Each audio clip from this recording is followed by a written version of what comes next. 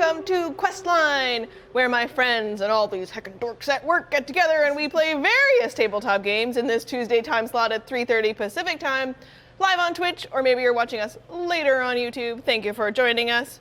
Before we start, we want to acknowledge and recognize the privilege that it is to work, play, and create on the traditional territories of the Squamish Nation, where we're here in North Vancouver on these beautiful lands, and we encourage you to find out what traditional territories you're watching from at home. Let us know, comment in the chat, post on YouTube, and find out. Today we are back in our homebrew world of ALTERO in the campaign Shadows of Blood, where 4 heroes are fighting for their lives and the fate of this entire country that is going through a serious, traumatic period. And as we start, we're going to get to know our heroes a little bit here, starting off the top at our table. Unfortunately, Matt Baker could not join us today.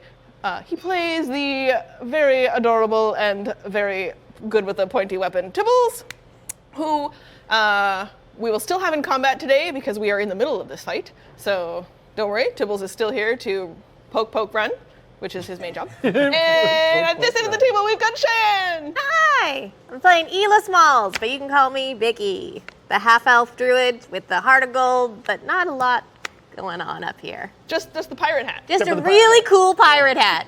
So cool. I am Trevor Gemma. I am playing Emissary, who is a 8-foot-tall rock man, Earth Genasi with a touch of homebrew. I am a wild magic sorcerer, and yeah, I think that's about it. He doesn't know how much most things work. He likes long walks on the beach. Looking for okay, and looking for smoke. I'm Tim. I play Storber, and he's a artillerist, and he's got a little robot buddy named Kirkun, which you can see is one of our new ads for the Redemption. That's right. You guys can have some fun with him, I'm very sure. So we have a little system. We'll roll some D10s and see what he does whenever you guys redeem that. So, let us know you're going to run Tibbles. I'm also rolling for Tibbles. Sir Tibbles. Sir Tibbles. Poke dash. Yeah, bud. Amazing. And do you guys remember what was happening at the end of our last day? That was 2 weeks ago. I remember the last thing I said was, "What is a business meeting?" But you weren't in a business meeting. You were in a fight for your lives. Yes. Mm-hmm. These are 3 evil fiends. Ooh. You know that they fly because you've seen them come down from the sky and they have giant wings out of their backs. There's 2 succubus and an incubus. And you just defeated the Barghast, who we've got taped to the outside of that tower. He just like boosh out the window, death throws, brah. Gob, Boblin, rest in peace, as far as you guys know. And you're here on the top of this tower, and the first thing that you did when you got in here, you cast a spell. I did. A very annoying spell for a DM. Yeah. Well, especially when I have all these sweet flying monsters to come at you with cool moves, and then not only do you have a fog of cloud above us to our 50-foot ceiling, slope, so, do the math, everybody. But Conical area. Someone figure it out. Post it in chat. conics worked for me. One of the succubus, though, you guys also cast Fairy Fire. Very effective. And curse you all. And we've marked that one with a little ring there. So one succubus has Fairy Fire, and then the other 2, one is a little bit injured from some other parts of the combat, but just a few hit points. And the other one is doing great. Yeah. Yeah. Looking very airborne. They landed. I'm not going to tear that mini off of its platform, but I'll use these guys when they head up into the air so we can all agree that they are airborne at the moment, but still good. Okay. Do you have any questions before we jump in? Review, notes, things of concern. Did we roll to see? This might not be something any of us can answer. Did we roll to see if we knew about succubus and incubus? I thought. Or incubus? Yeah. I might have. Yeah. You learned what you did know. Oh, right. It was an Arcana. I remember doing it. Okay, yeah. So some of you know more Didn't than know others. much. Yeah. Well, I mean, you can only know certain things about certain things. And you're not really a guy who did a lot of learning. No. You're not even a guy at all. Yeah. I'm not a guy who did a lot of learning. Big living rock man. And you knew a little bit more about them. Right, yeah. Yeah. From my history. Okay. The other thing about this room, as we're going to jump right into this combat, is that we came back around to the top of the initiative order, and they have a lair action to start. Instead of going directly to Tibbles at the start of the order, they will trigger. Oh my goodness. No. We're going to use this sweet new present you gave me just to represent what appears in the middle of the room. Oh, no. Okay. And it's actually a sweet music box Oh, no. that comes up out of the floor Never trust a music box. in this place that is their sweet, sweet #sexy murder dreams home. And it starts to play a beat, and it starts to hiss. And you can start to smell that a perfume fills the Oh, room. no. No. And the air is heavy with this perfumed scent. They will be able to make their the first attacks against them. We'll first have to make a wisdom saving throw in order to hit them. They have also triggered party beats as a part of this lair action, and they will roll at advantage on all charisma related. Oh, Oh. shoot. They're in the party zone now. What? We just enter a Welcome to the succubi nightclub? More like a late night after parties rave tent. Yeah, Okay. yeah. It's the after party. Yeah. So the music echoes through the room. Oh no. You all can't help yourself. A little bit of that beat. Right. Yeah. It's like a good time. It's a bad time, but it's a good time. And the smell is sickly sweet, but sort of like at the end of the night, if the room had been filled with cups of wine. Oh. That smell. Yeah. Yeah. Yeah. Okay. Floor is a little okay. sticky. Okay, think I went so to this every party. time you go to attack them, you're gonna make a wisdom save, and I will let you know if it hits, or if you're able to go ahead with the attack, as you are mesmerized by the presence. The succubus of the okay. incubus. Okay, and the first person at the top of the order is Tibbles. All right. And this one right next to me, Flyboy, is on the ground. That's correct. Fly boy. And it's 15 feet to the fog. 10. 10 I feet. think it's 10 Yeah. feet, and then fog all the way up to the entire rest of the remaining of the room. Yeah. Yeah. The remaining 40 feet to the. What's All the right. initiative order? All right. Quick review, it's Tibbles, and then our flying friends. It was the Party Barghast, boys. and then Ela, Okay. then Storber, and then Emissary, last but not least. And then we go back up to the top of the round, and it'll, etc. All right. Repeat. Botch. Tibbles is ready. He hears the music, feels the beats, Yeah. but he's got a very focused mind. So he is going to move towards Flyboy over here and take 2 attacks, or at least try to. Wait, which one? The one. Yeah. The closest one? Yeah. Okay. Ready? Okay, make your wisdom saves. Okay, that's, nope. It was a 2. So Not gonna work. wisdom save total is 4 for 1. That's much better. 21 for the wisdom save. For the Go ahead second and attack. Oh, is it per attack? Yeah. And that's 13 to hit. 13 does not hit. Oh dear. Okay, I understand.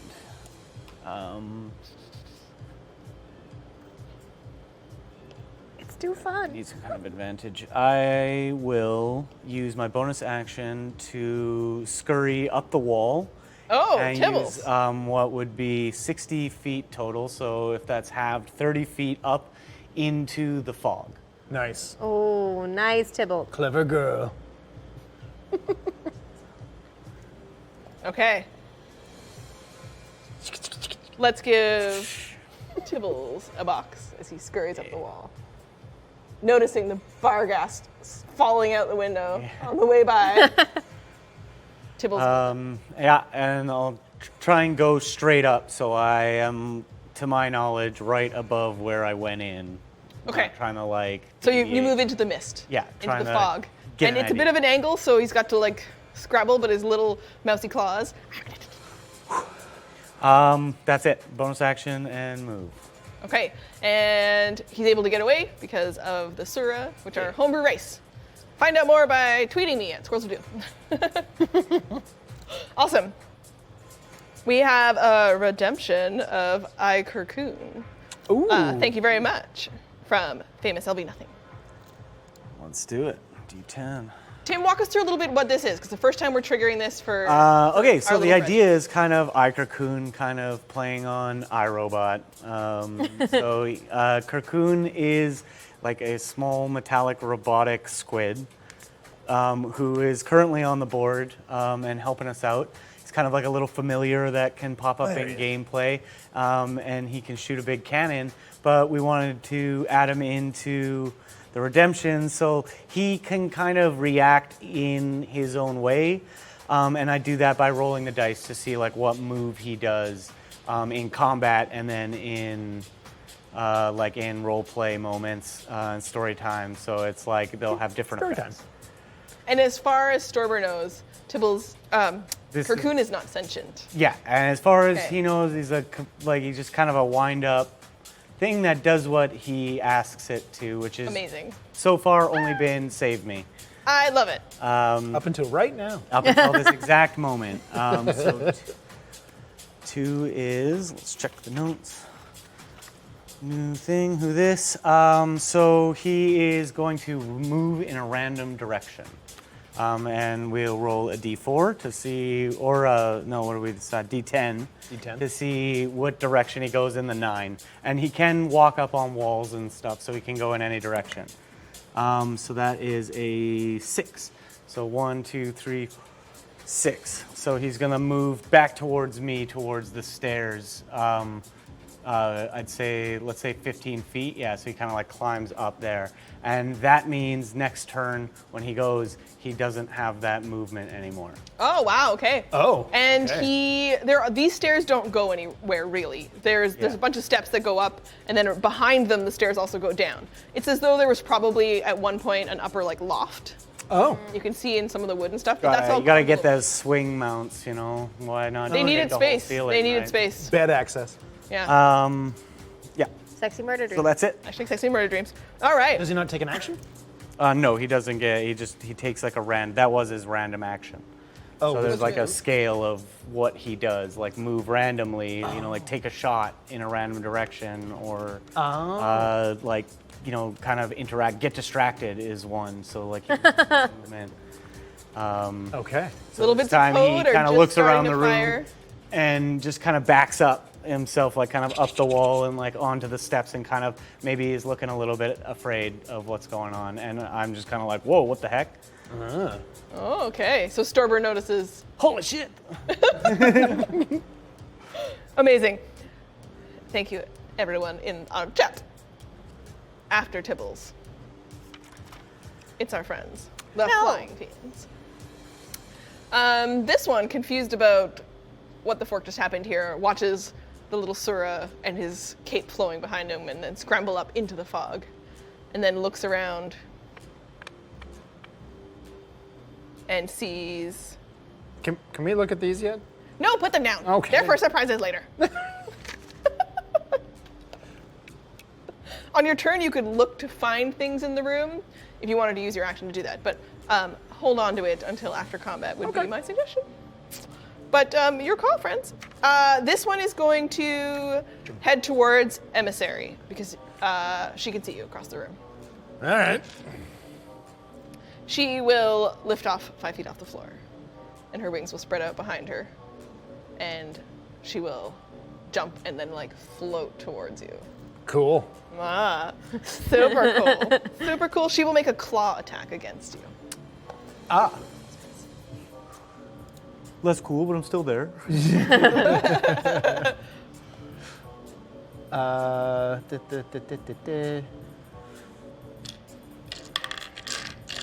She has long, luscious fingernails painted a perfect, solid black, and they reflect the light in the room. Save and not like it. Yeah. Oh, she attacks with a 16. I have mage armor active, but it only brings my armor to 13. However, stand by. Sorry. Mm-hmm. Oh, it is a reaction. Okay, good.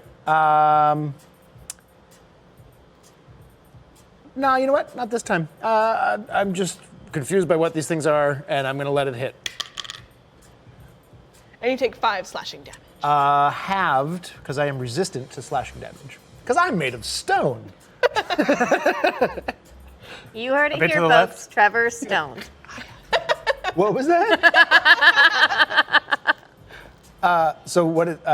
You said 5, so I'm Yeah. taking 2. And then, yeah, you roll down. Sweet. Roll down. Round down. Round. Words hard. And then we have 2 more to deal with. No. So our incubus friend at the back, muscles rippling in the candlelight, he will, topless of course. Yes, he will also move into the fray and take to the air.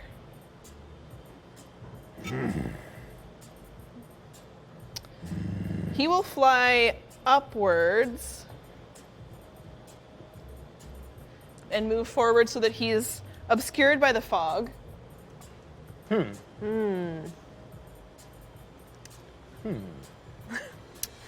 he will use his turn to attempt to charm Storber in the back of the room. All right. So he needs to be able to see you. So he's gonna do this where he like flies forward and sees you. Yeah. And then he'll cast charm. Start with that. Okay. With the intention that you see his wings. Yeah. So you make the DC wisdom saving throw.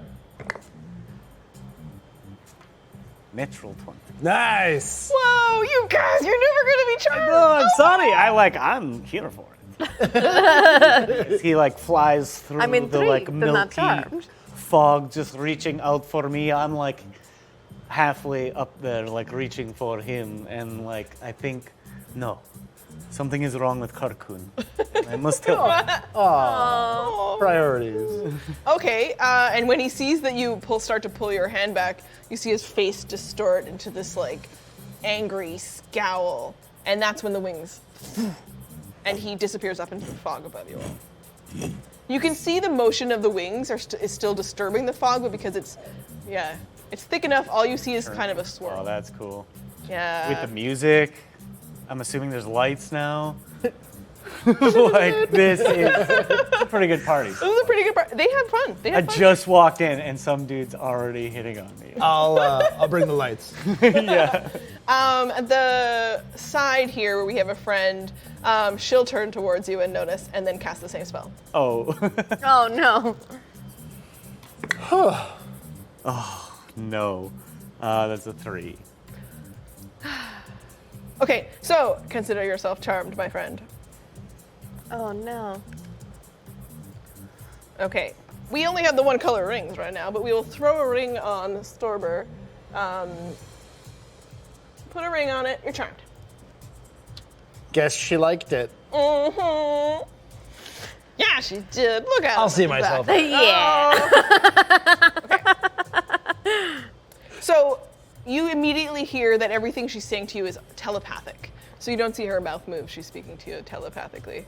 And you can just hear a faint whisper of, "Don't worry, I'll come for you soon." Did you hear that? I missed that. You I heard that. Okay. Oh, good, because I did. Yeah. Okay. She's gonna stay where she is, sort of mid-central to up against the wall. Getting closer, but hesitant.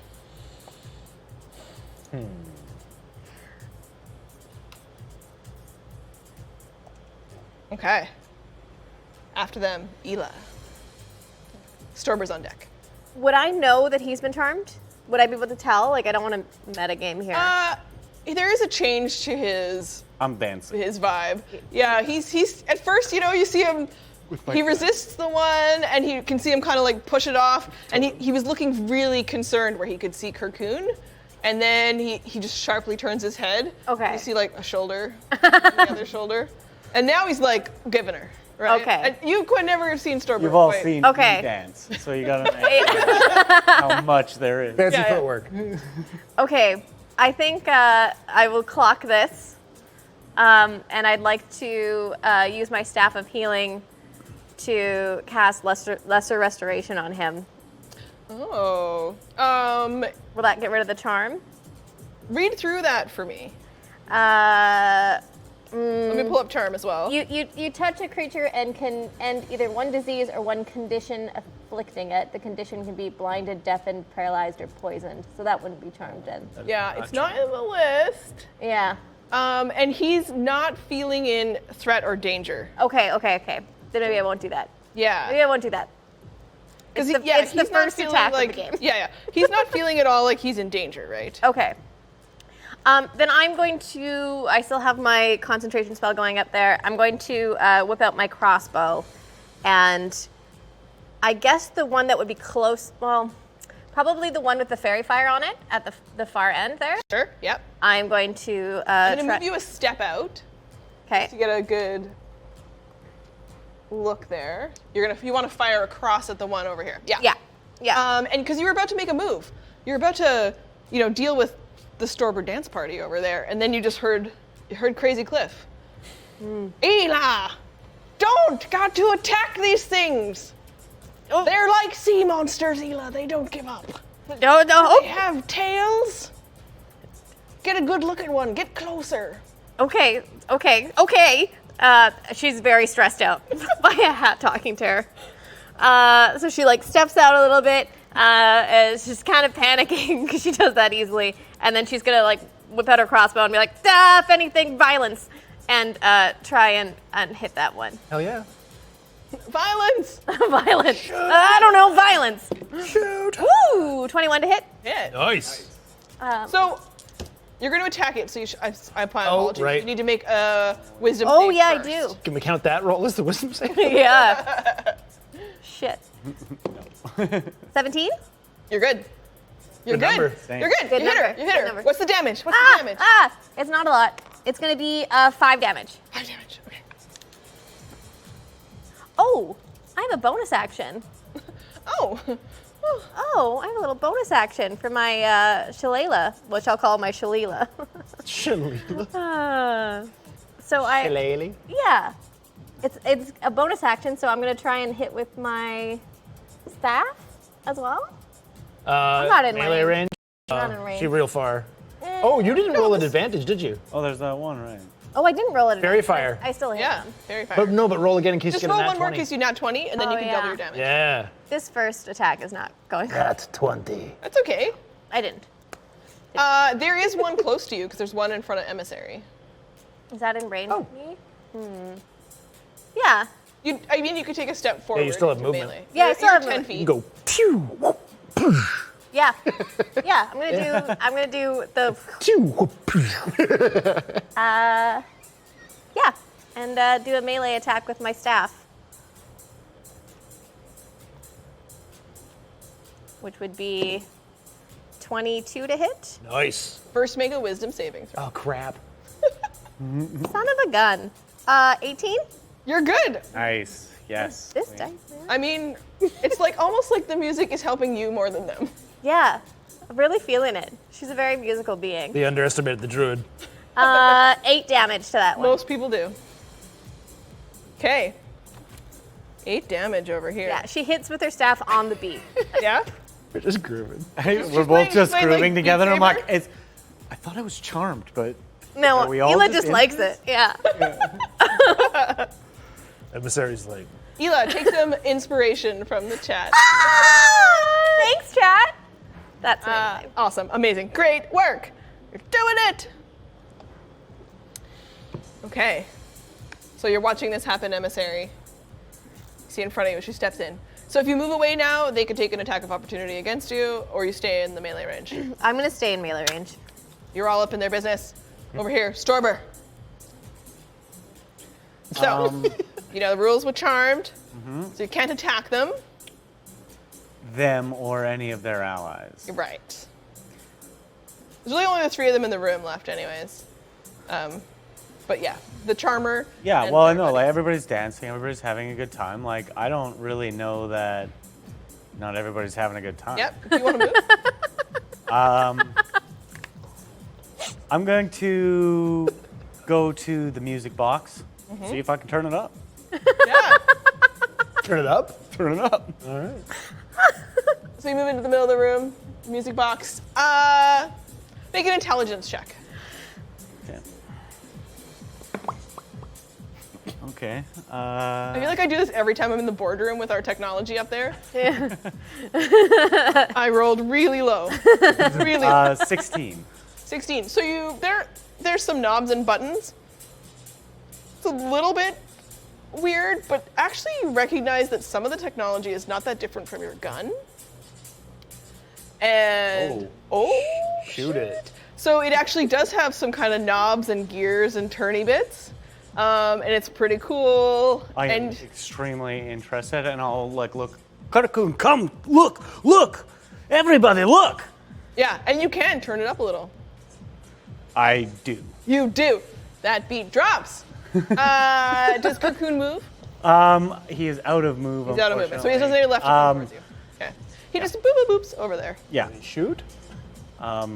He won't shoot anything unless I tell him. And we're jamming. Scotty knows what's up. Okay. So best day. You trigger it. It's amazing. Emissary. You hear it turn up. You hear the music is even more in the room, fighting the. The bass is something new to Emissary. He feels the vibration. You can feel it in his feet. Yeah. But having just been clawed and the only one who's actually been attacked by anything, Not into it. and with his bit of chaos crystal from within himself, I'm going to cast Chromatic Orb at the one that attacked me. Before he can attack, though, the music. Oh, right. Oh wait, no. Chaos within, because that beat that's flowing through him, it's vibrating everything. It's vibrating In time with the beat. all of his all the rock lights. pieces, but inside of him, Yeah. the crystal is vibrating and glowing. It's pulsating. The light. Roll your sorcerer. Wild magic! Oh, well, nat 20, so the opposite of it happening. You're vibrating in harmony. The resonance is just perfect. But the light just keeps going in time. It changes color. It's like, Yeah. Yeah, it used to only be like a green, and now it's like alternating blue, red, purple, green. Oh my gosh, you are the party. I said I'd bring the light.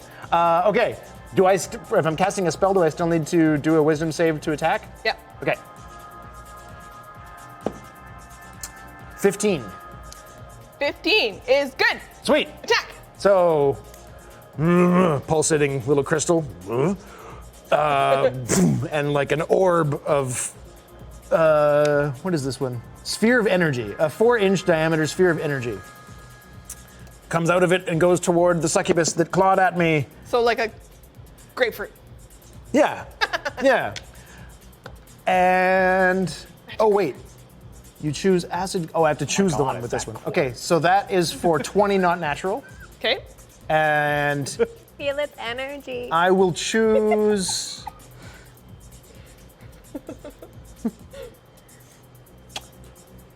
I'm going to use poison damage. They're resistant to poison damage. Damn. You sons of. So they take half damage. They're not immune. Yeah. Yeah. Does that create a poisoning effect, though? No. Oh. All right. I chose poorly. All right. It's so an extensive list in this resistances list. But that is. So,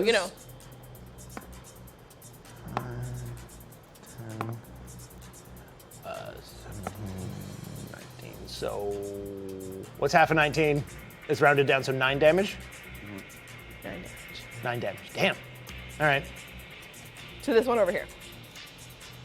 Hey, we're chipping away. We're chipping away at them. And. Uh-oh. Remember us, Gordy. Gordy's outside. Just like, Yeah. smells bad to him. 'Cause it's Yeah, like, yeah. That's poop pants. yeah. It's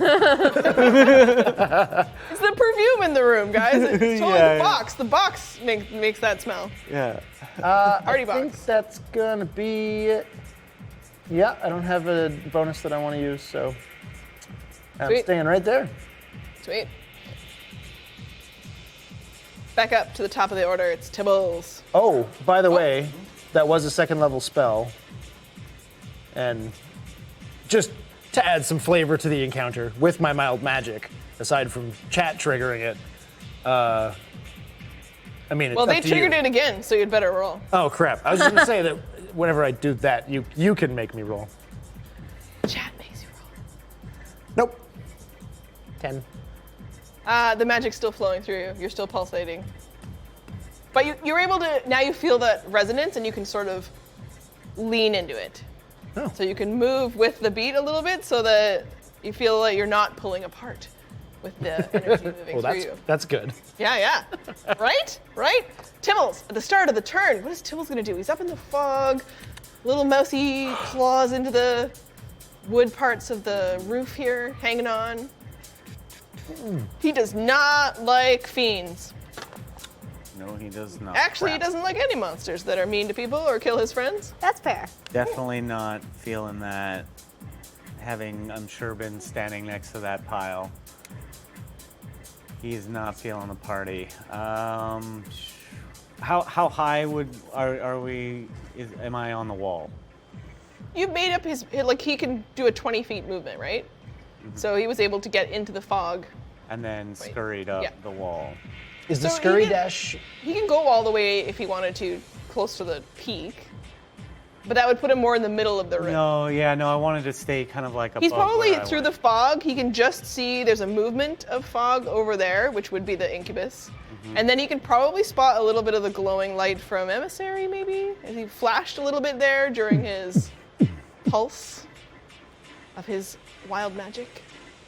And just as a mechanic for Scurry Dash, can I use that bonus action while not in combat? Scary times. Okay, Tibbles will drop down, kind of scurry down the wall, like Sure. a little bit, or with his cape Yeah, a little in his Darkwing little Duck. like mouse feet. Yep. So he can kind of like parachute down a little bit, and then kind of like This land. is a new move that Tibbles has, where he holds his little mouse feet Yeah, on the it's back like of his cape. slow fall, but we'll just cheese it. He's using his movement. Land on the ground, use all the movement it takes to get to Fly Lady, in front of my friends. And I think just by the height of where I was, that will take more than 20 feet.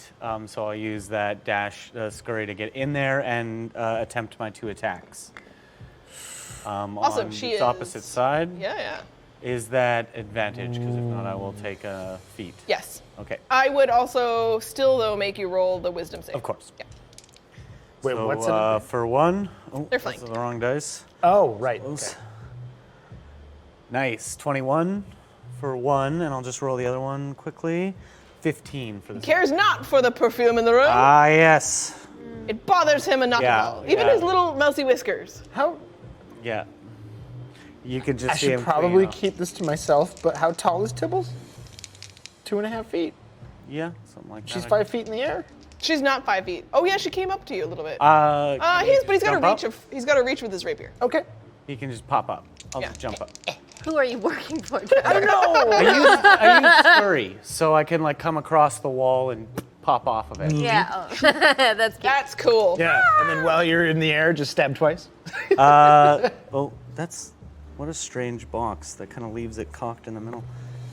Both non-natural 20s with the plus. Ooh. Oh, non-advantage though. Should I roll again? Yeah. Find out. Okay. Oh, right.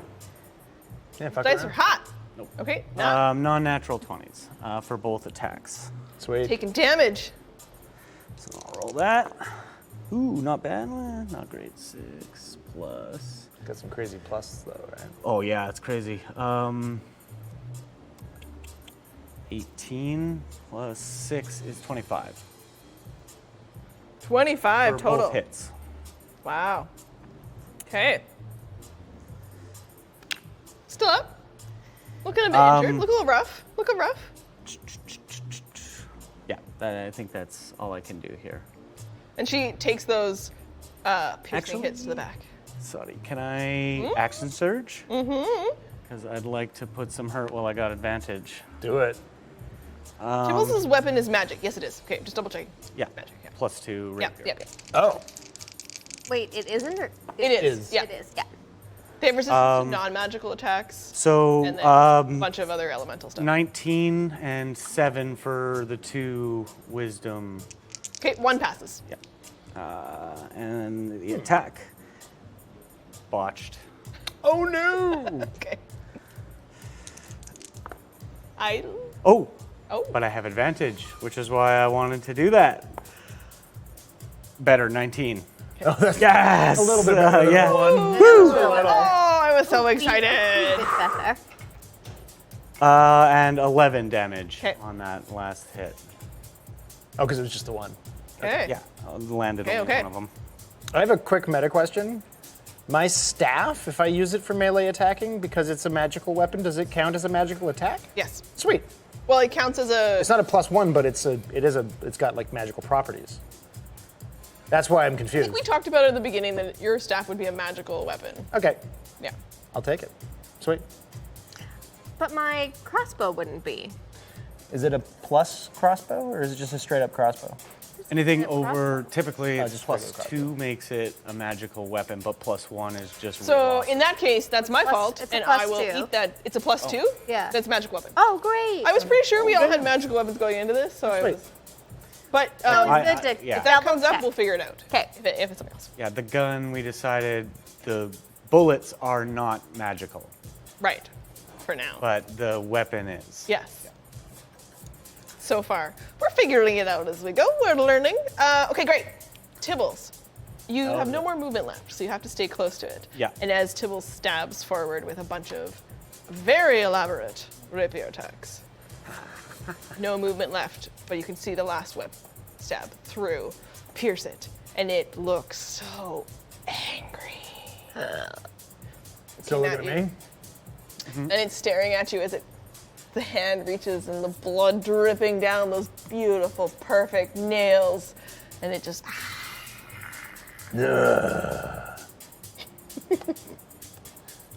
Growl back. It's just still dancing. Yeah, a little bit, just like, okay, bring it, girl. Okay. Yep, Okay, yep. violence. Okay. Violence. Bad vibes, bad vibes. Bad vibes, bad vibes. Claws at you again. Oh, not very good. This is only a 13. Oh, at me? Oh, does a tie go to me or you? Goes to you. Sweet. Okay. Wait. It's Yeah, the like- saves that go Yeah, the yeah, other yeah. way. Okay. Yeah. AC 13. Okay, so you just Right. kind of. Capri? We're looking Right? at all the other. yeah, all the other DMs. Come on, what is it? Someone, you can't throw a shoe in here and not Too hit many the DM. DMs, you can't be wrong about this. The claws just are bloody and they slip and rake across the front of you. Oh, okay. But they don't actually pull apart any of the rocks. She's just touching me, just feels my hard chest and goes, Dance with it. it's rock. Of course it's hard. She uses that to push off against you, though, Oh. and her wings fly out to move away from you both. Opportunity You attack. can both make an opportunity attack. Hell Make yeah. a wisdom saving throw first. Hibbies? Wisdom saving throw? Yes, Tibbles too. All of you. Oh, shit. But wisdom saves first. Wisdom saves first. No. 16? Advantage Hit. on that. I'll take the lower. 10. Miss. 7. 7. Only one of you can actually get this attack through, as her beautiful wings and hair fly out around her as the Yeah. flap of the first wing. I'll do another Shalila. Bit elbowy on the dance floor, bud. I'll do another, yeah. Ooh, 9 to hit? No one manages to connect. Oh, but I have an inspiration. Should I take it now? Oh. Yeah. Yeah. let's Yeah, I'm put the bird going to use on that it. inspiration Count to it. roll again. Yeah. Yeah. Thanks, chat. Nat 20. Yes. Hit it back. Okay, even I can acknowledge that's pretty cool. So you go to make your first motion, and it seems like she's going to be able to get out of the way, but you're like, nah, and you flip the staff around and just poof, take her out as she's trying Nice. to move her giant wings through this small space. You connect. How Oh, much sorry. Shit. It's max damage, right? damage? Double your damage. Roll your dice and then double it. Roll the dice and double it. 13 damage. Nice. What's the last thing that she sees? Oh! Just me jiving with the staff. Okay, and the staff comes out. And what happens? Where do you clock her with it? I'm gonna clock her right across the neck. Oh, right into the neck. Yeah. So she sees you doing the beats, Yeah. and then she doesn't see the staff, just right through. Yeah. Hits her in the neck so hard, collapses her windpipe, pushes her backwards. She can't take a breath. You see the wings that were flowing out around her to try to escape, droop and drop, and she falls backwards, just nearly missing Tibbles behind her, and she falls to the floor in a pile of. He like threw her wing, just like right around. Leather on either side. Yeah, and she's down. Yeah. Squeak, squeakity, squeak, squeak. Yeah. Nice. Buds. You've dropped the first. Well done. Thank you. Well done. And thank you, chat, because you made Thank that you, happen. chat. Thank you, chat. Okay. Embittered Amazing! Amazing. After Ela, it's Storber, and then Emmy, you're on deck. Do I get to save against it at the beginning or end, or is it just like we are partying until charm? party it don't stop? If you don't succeed on the Wisdom saving throw, you are magically charmed for 1 day. There's no, like, beginning of each turn, make a saving, whatever? You must obey the fiend's verbal or telepathic commands.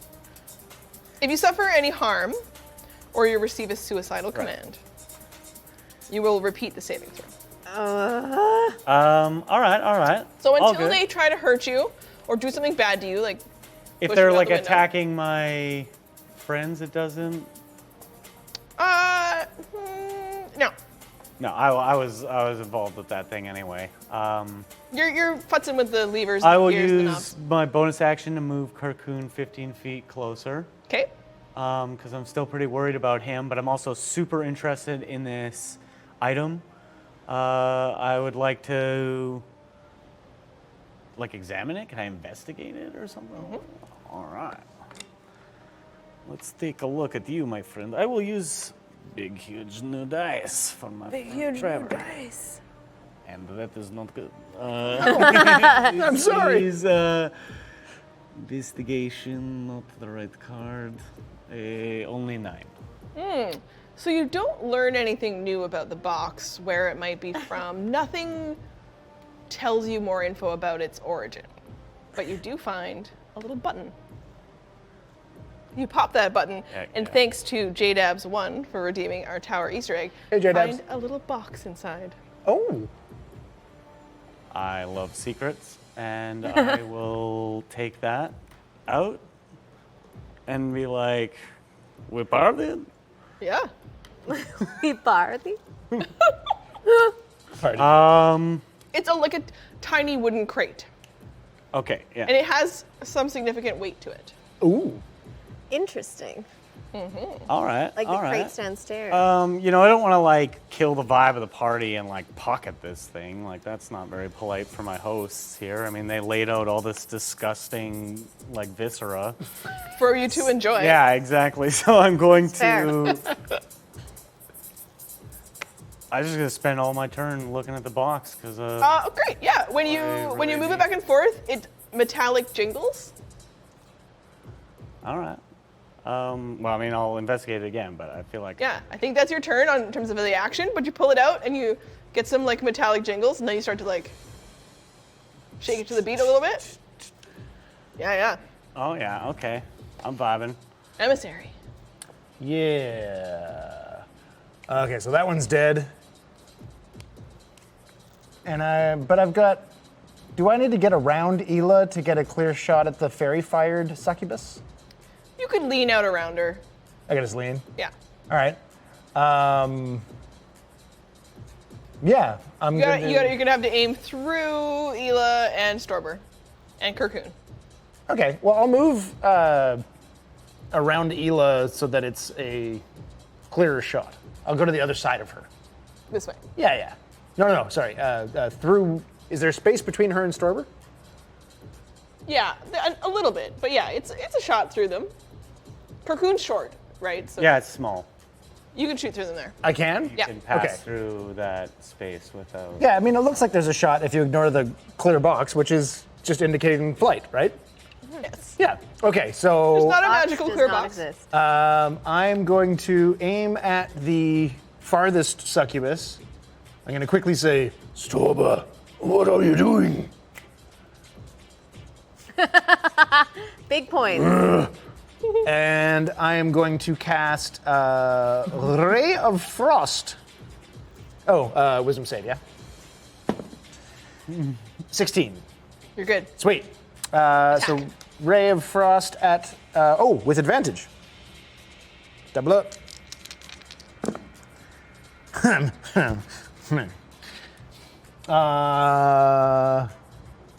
Oh geez, brain. Okay, they're 13. Miss. Yeah. That was weak. That was a terrible roll. All right. You know what? I am going to use my. I can feel that it's going to miss, and I pull on the magic within myself to adjust my target, and I use Tides of Chaos Tides of Chaos. to re-roll. Oh wait, no, it's not a It gives re-roll. you advantage. It's an advantage, and I already had advantage, so I can't use that. Wah, wah. You start trying to do something, but it triggers your. Triggers the wild magic. All right, fine. Ooh, nope, not that time. That's an 8. Oh, we're getting close. Oh, We're getting boy. close. Amazing. Okay, well, nothing works, so I just look at my crystal and I exchange it for a different part of my inside. That one goes to the spa. Yeah. Okay. Coming back to the top of the round. It's Damn. Okay. I presume this room is more than 20 feet. I presume this room. Yeah. Yeah, you look like you're 35 feet to the injured succubus at the back of the room. And the other one is up in the fog. And how far is Tibbles from Storber? Tibbles from Storber, 15.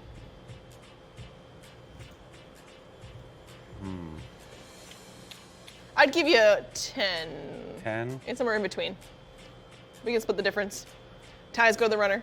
Okay. I will go. Tibbles will go 10 feet to Storber. And pull on. I am assuming, being knighted, he's got like some leather gloves on him. He's gonna take one out and smack him across the face. Okay? Yeah. Snap out of it, bud. We need you. And try and hit him with my glove. Try and hit him. I don't know how much a glove is. Unarmed attack would be Unarmed attack is like your strength. 3, 5, 8, 12. Wait, so he rolls against your armor class. Storber, yeah. You're just hitting yourself. Stop hitting yourself. Oh, yeah, no, that, I got 15. Darn. So he doesn't actually. Nope. Well, the dance moves. You're just. Like, But he's gonna swing again, maybe. Okay. I'll use the right dice this time. Natural 20. Nice. Glove slap, baby glove slap. smack him.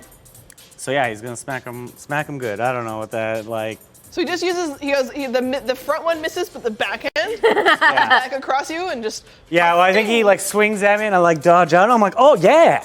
And I like start So you're doing doing like dance another move? dance move and he's just like, no, fight? and just the butt of his rapier just right to my chin.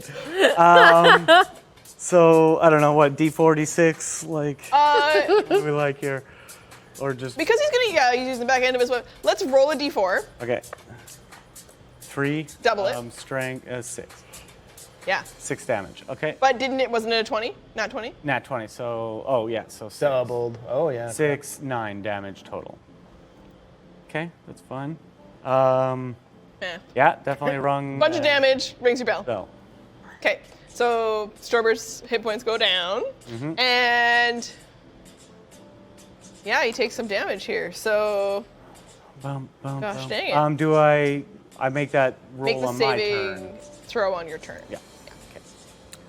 After Tibbles, though, And then Tibbles will try and run around and do his best to like hide out of this one's sight, the one that's still visible. okay.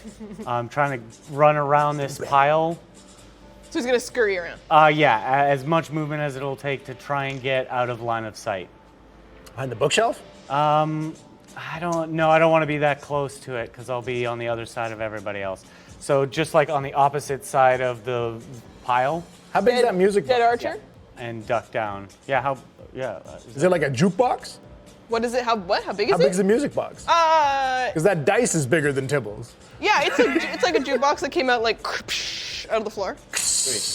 Yeah, I'll try and use as much cover as I can find to hide as best as I can. Yeah, there's a bit of a corpse pile there that he can maybe get some quarter cover. Yeah. Okay. Smelly cover. Smelly cover, dead friends. Ooh. Smelly covered. That will conclude Sir Tibbles. Sir Tibbles. 9 Amazing. damage. After Tibbles, it's the succubus and the incubus. Okay, you're still currently charmed. Mm-hmm. So the incubus Oh no. will fly down towards you Beware the incubi. and make a constitution saving throw as he reaches for you. Both hands, mouth open. No. Ooh, yeah. Ectocomet. Ooh, nice. Thank you for that. +4 is 21. Dang. Good number. 17, right? Mm-hmm. Yeah. Okay, so Math. you're still gonna take half damage I can subtract 4. as he attempts to use the draining kiss on you. So both of his strong hands grab your face and he moves towards you, and he, as his wings alight to the ground and his feet just off the ground, and he kisses you. And you're gonna take some damage. But we'll half it for the save. I mean, like, do I have to fail? No. Well, No tongue on this one. I'm not rolling the right ones here. They're bigger than that. Yeah. Okay? One dance. One dance, then tongue. So wait, you've made it. I was zoned out into something here. When Tibbles smacked Storber, was there a? Did you get to make a save there for the charm? No, I'll do it on the top of my turn. I'm Oh, currently okay. Still Okay. Dancing. So you'll take 9 points of psychic damage. Psychic. Oh, wait. 11 points of psychic damage. Oh boy. Uh-oh. Your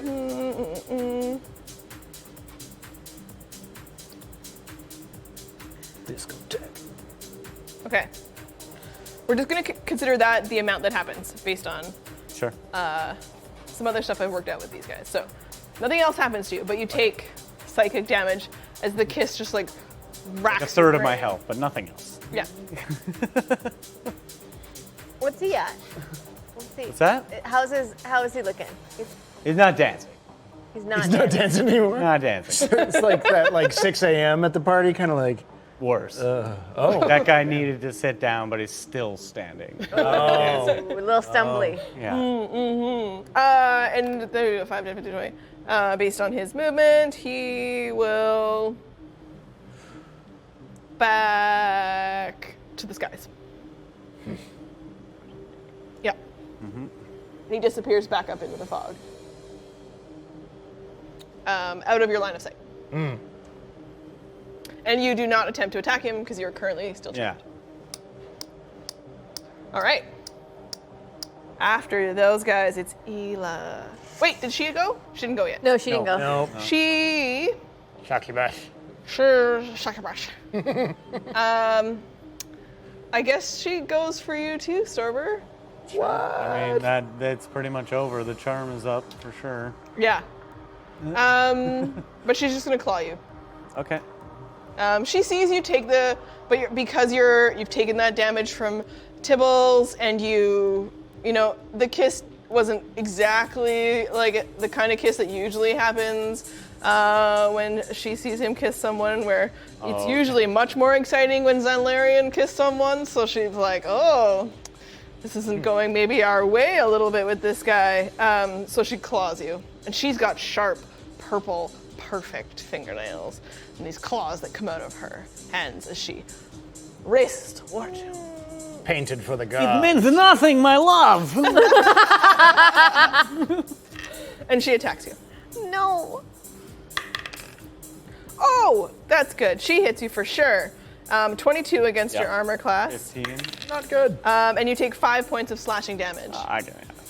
Yeah. Oh no. She's initially the one who charmed you, so she's kind of trying to, like, she looks you deep in the eyes and she says, I'm here for you.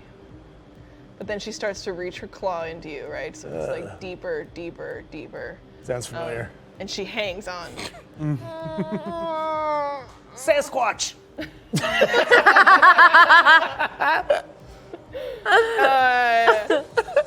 What? She's gonna take a Give them know my bonus home life. action, and she's just going to, she kicks Cocoon. He's next to you. Oh no. The charm ends instantly. Holding onto you, the claw in deep inside of you in your ribcage, as though she wants to push her very fist inside to grab the heart right out from inside of you. Kinky. And she just kicks out and knocks Cocoon to the ground. Unacceptable. You can actually have Cocoon roll a quick deck save against her. Oh, Not yeah. fisting it like. It absolutely will. Kirk will die and everything. That's a new hole. Deck save is. Cocoon has. It's only a 10. Not enough against her. And she kicks him, not with the intent to break it necessarily, but just to push it over. Because Yeah, it kind of stumbles back and like kind of falls and like almost is trying to right itself. Some of its little You're a tentacles. turtle. like Bender on his back. Yeah. Kicks him over.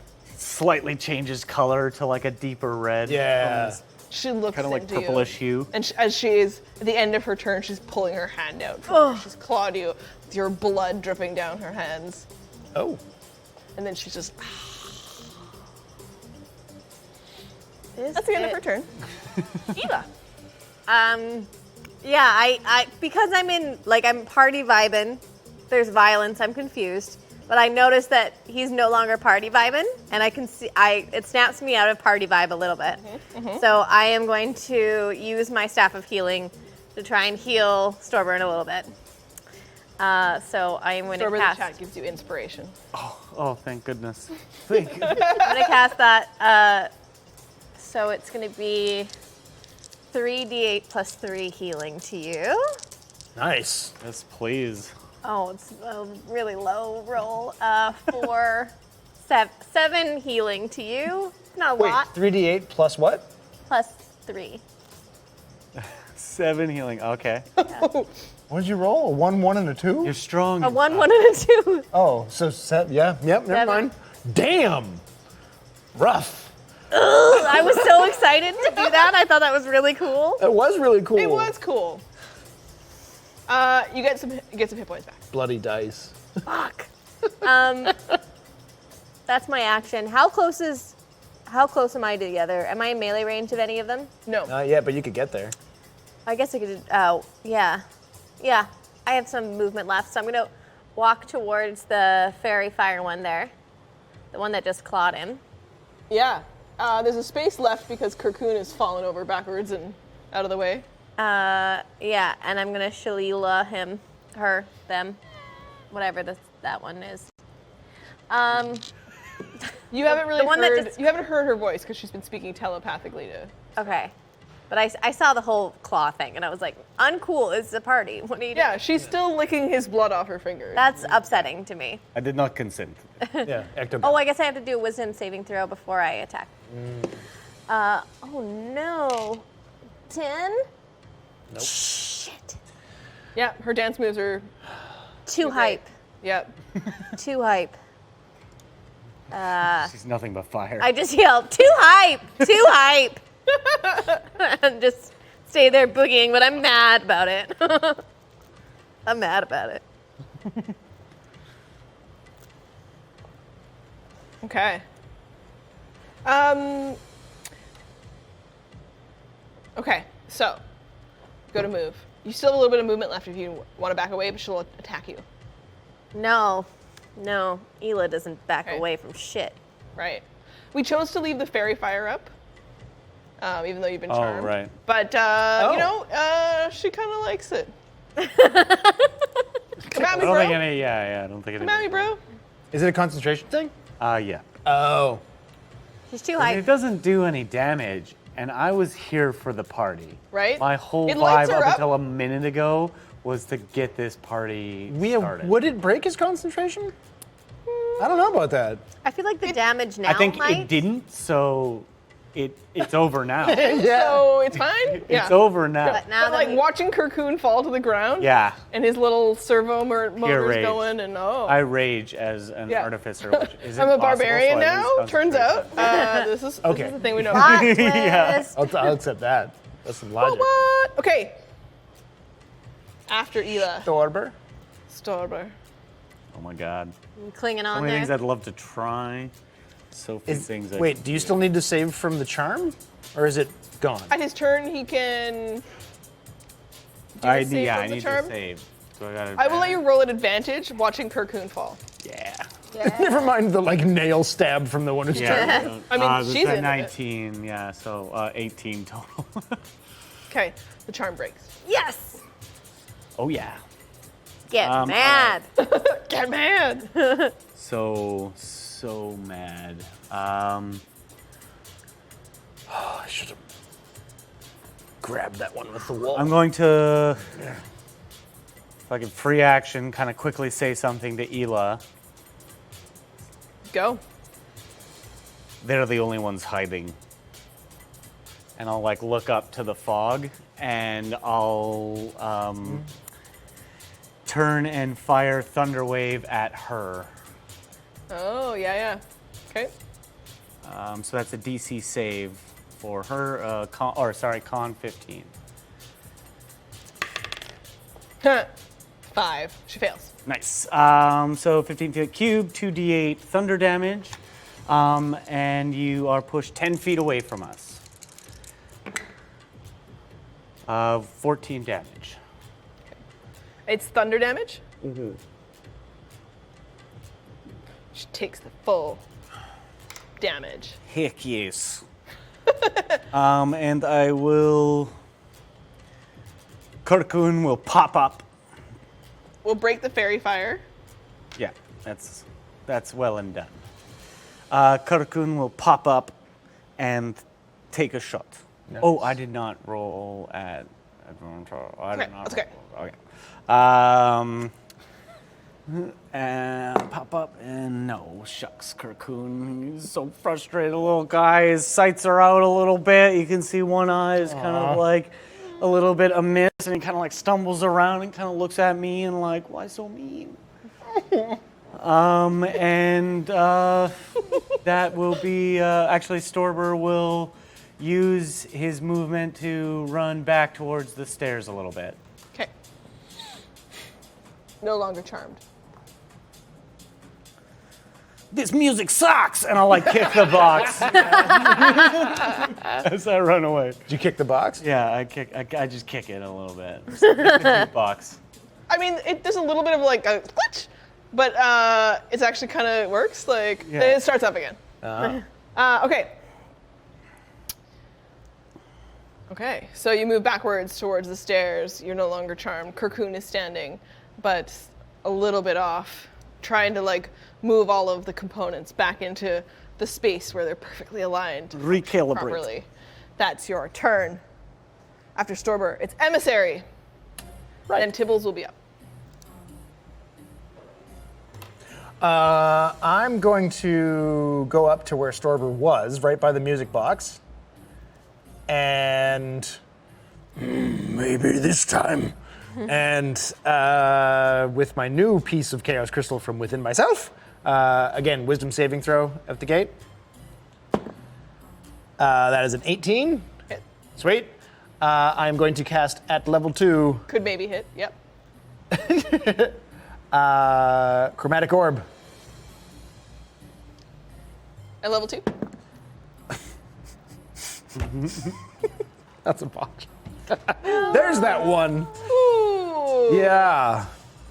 Okay. Oh no. And you go to cast the spell. Yeah. No, emissary. So, Still roll damage. oh, fair. Do you want me to roll percentile dice with the botch? Yeah. Yep. Okay. And roll That's the what- damage dice wing. Go off. And roll damage.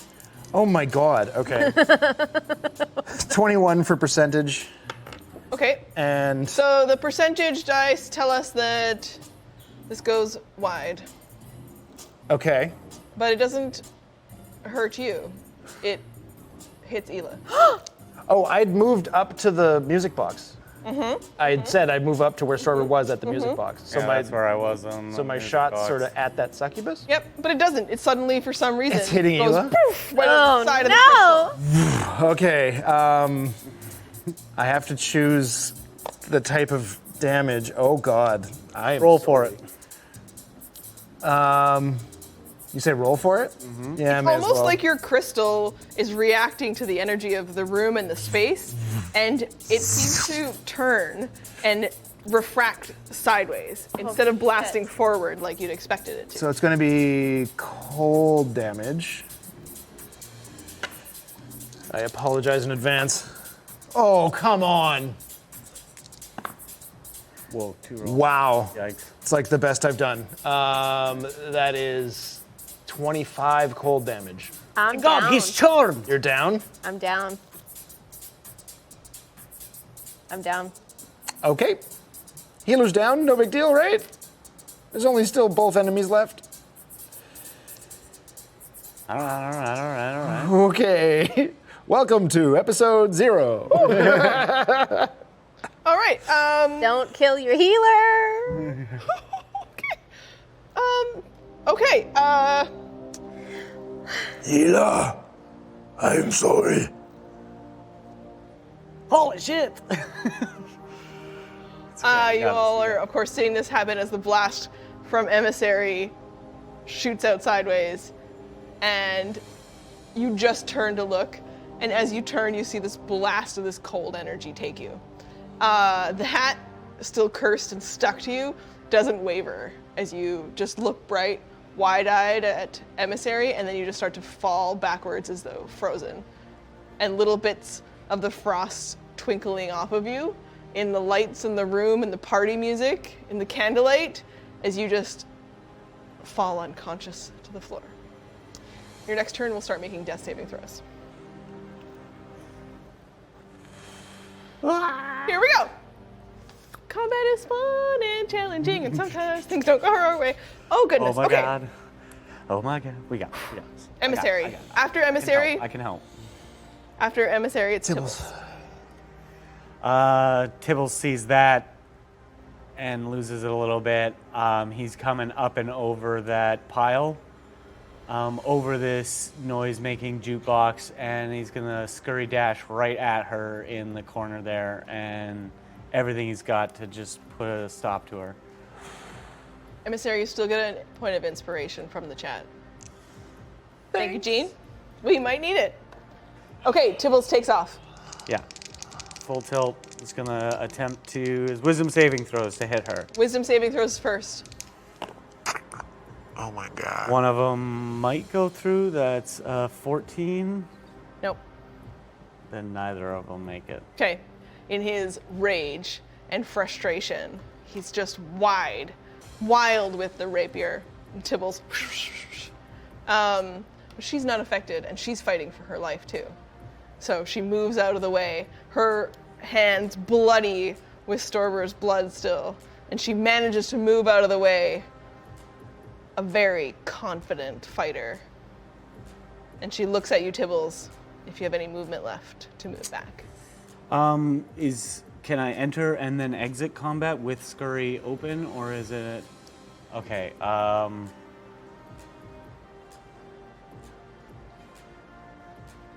Be right back.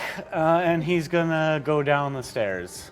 And All the way down the stairs. he's Okay. gonna try He'll and make get it.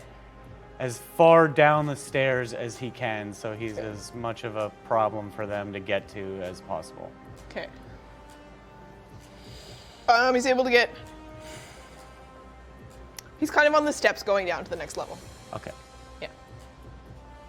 You guys watch those little like mousy feet as he scurries and he carries him so quickly past you all. And Son of a bitch. with Tibble's on the move, it's the succubus's turn. One's up in the fog cloud still, and the other one turns to look at you all, and it sees Emissary and smiles, having just seen what happened. And she races towards you with her claws. She claws at you for a 21 against your armor class. Crap. Yeah, that one is not worth doing. Yeah. I mean, yeah, that hits. Yeah. And it's a clawing again, Yep. so resistant to damage, but Okay, so you're gonna take half of 9. So take another 4. 4 points of damage. Yeah. And she turns the music up herself. She's here to party. with her heel. Oh, Like, yeah. Who are we kidding? She has Yeah, one of those like, really she's long Stiletto. boots that come all the way up to here, and then it 8-inch like stiletto. clasps into something that goes up to her garter belt. And she just kicks out with the boot, turn the music up, and yeah. She's not gonna move. She's gonna stay up in everyone's face. This bitch. She's going to Oh, finish her turn there, and then the incubus in the clouds. Well, I guess it'd be nowhere fog cloud. Oh yeah, the cloud's Oh, gone. right. It starts to dissipate. And suddenly you're seeing Yeah. seeing his wings as he flies above you all, and he hears the music get louder, and he's just like, yes! He'll Hi. fly down towards you.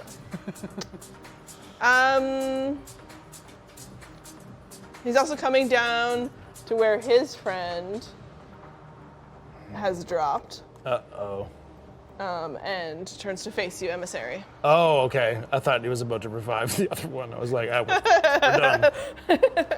No, damn. instead he also claws at you. He's got long fingernails also, and they're painted just a perfect red, and they shine in the candlelight. Oh, it's only a 13 against your armor class. Oh, okay. That, So yeah. he makes a swipe against you and rakes against the back. Yeah, it's a hard the spot. rocks. He's like, Do that again. he's also gonna stay there as they close in on you. I was itchy. After them, Wait, does this say? wow, the chat, you guys, we have inspirations flying everywhere to try to save you guys. Emissary, you have inspiration from Gene McInnes. I already have inspiration, but Okay, Ursine Can we 84 stockpile? redeems Hello Sailor. So even though Ela's unconscious, everybody hears a little bit of what she used to, but it's just like echoing a little bit through the room as you hear, Ela! Ela! Get the fuck up, girl! Ela! We can't die like this! The mermaid is waiting! You need to help me! And just this like little bits are just kind of like you can just hear it as you get closer to her in the hat. I like to imagine Snake! just if I may, yeah. that Yeah. Eva is like voicing it, like unconscious, but doing the voice. Yeah, yeah. And it's yelling at you things like, it's just a bit of cold. What the fuck? What is going on with you? Yeah. Your new socks. Yeah. Oh no. I knew you had a cold heart, but this is ridiculous. And then we've also got some inspiration for Storber coming at us from Famous LB Nothing. Thank you so much. Okay, Alright. you're inspired, but the combat still continues. After the succubus and the incubus, Ela's unconscious. Make your first death saving throw. It's just straight D20. Yep. And under 10, you fail. Over 10, you can count that as a success. 3 successes, you'll stabilize. 3 failures. 11. Okay. You can record your first successful save against permanent character death. Jesus. I'm so sorry. Okay. It's okay. It's okay, guys. Here we go. Whew. After Ela makes her death saving throw, it's Storber's turn, and then Emissary is on deck. Right on. Storber, without hesitation, will run towards Ela's downed position and cast Cure Wounds at 2nd level. Nice. Have a little bit of extra 4 healing plus in your party. 2d8 plus 4. Whoa. I botched one of those, so I'm going to use that inspiration. Thank Nice. you, chat, to re-roll that health for 14 total health, and you're back on your feet. Ah, thank you! Oops. And does that leave me? No, that's my action. So Kirkun will move 15 feet backwards and just open up on this lady. Move I don't backwards. even need to tell Kirkun what to do. Like, I'm like, quick, Kirkun! And he's just already charged Already, up like, and just focused on it. Come on, buddy. Yes. It's a natural 19, so like 23. So he rolled a wisdom save. Kirkun is immune to being charmed. Kirkun is. Yeah, he is. Are we all somewhat charmed then? You're experiencing the charming perfume. It's a lair action, so it's unique and special. And homebrewed for me, because I wanted to throw something crazy at you guys. Yeah, word. I'm here for it. Just gotta make sure there's nothing that I can spice this up with. No, that is all. So yeah, he just opens up for 2d8 force damage, which totals 8. Okay. And she is knocked back 5 feet. And I leave it to DM's discretion whether or not a forced exit of melee range would Offer opportunity. cause an opportunity attack. In this case, I'm going to say no. She's quite injured. Okay. And I think the surprise, her back is turned to Kirkun. She's not expecting it. This part just flies her as she takes the damage back, spinning, and she just gets hit out this way. Okay. And then that is It's 15? no 5 feet. Oh, 5 Just feet. 5 feet Yeah. for him. Oh no, yeah, I can move 15 feet, but which I did. That's it. It's Force Ballista. She's still up. Right. So I've got the incubus is behind me, right? Yep.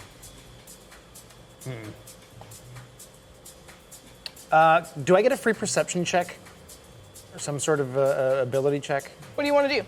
I want to detect if I can see, because like the music box came up and the perfume, is that emanating from the same spot? I just want to be able to see if I can It's tell that. quite obvious that it is. Oh, it is. Oh, it's quite Yeah. obvious. Okay. You can see every now and then it goes psh, and a little okay. bit of like puffs of purple, black, red just seem to like shoot out of it. It's continuously going psh, psh, psh on the beat. Okay. And just how big is this thing? And is it filling the whole room? It's a jukebox, and it very quickly permeates the whole space. There's probably other little spots where bags of incense are stored, but they're not enough. It's worth a shot. I'm going to attack the music box. Both hands gripping my staff. I'm going to go double-handed. Do I need to make a wisdom save against the music box? You don't. Okay, good. You can just attack it. Am I within 5 feet? Yeah, I moved up to it earlier. I should be. You're right there. Yeah. Boosh. Baseball swing, 17 to hit it. Yeah, you do damage. All right. Crash into it. And that is... Oh, come on. I only do 5 damage to it. 5 damage is enough to cause the music to suddenly halt. And as the music comes to a halt, there's a sudden silence in the room. That's better. They were clearly probably playing other little bits of music before, but it might have been coming from that same piece that was underground, and it wasn't until it triggered the party time that it went into club mode. Now, silence in the room, the sound of the rain outside. You can hear the wildlife in the background that you couldn't pick out before, and the succubus are looking at you. The incubus also turns. Everyone sees you. You ruined the party. Now we're going to take a break, and we'll be back in a few minutes. Woo, woo, woo.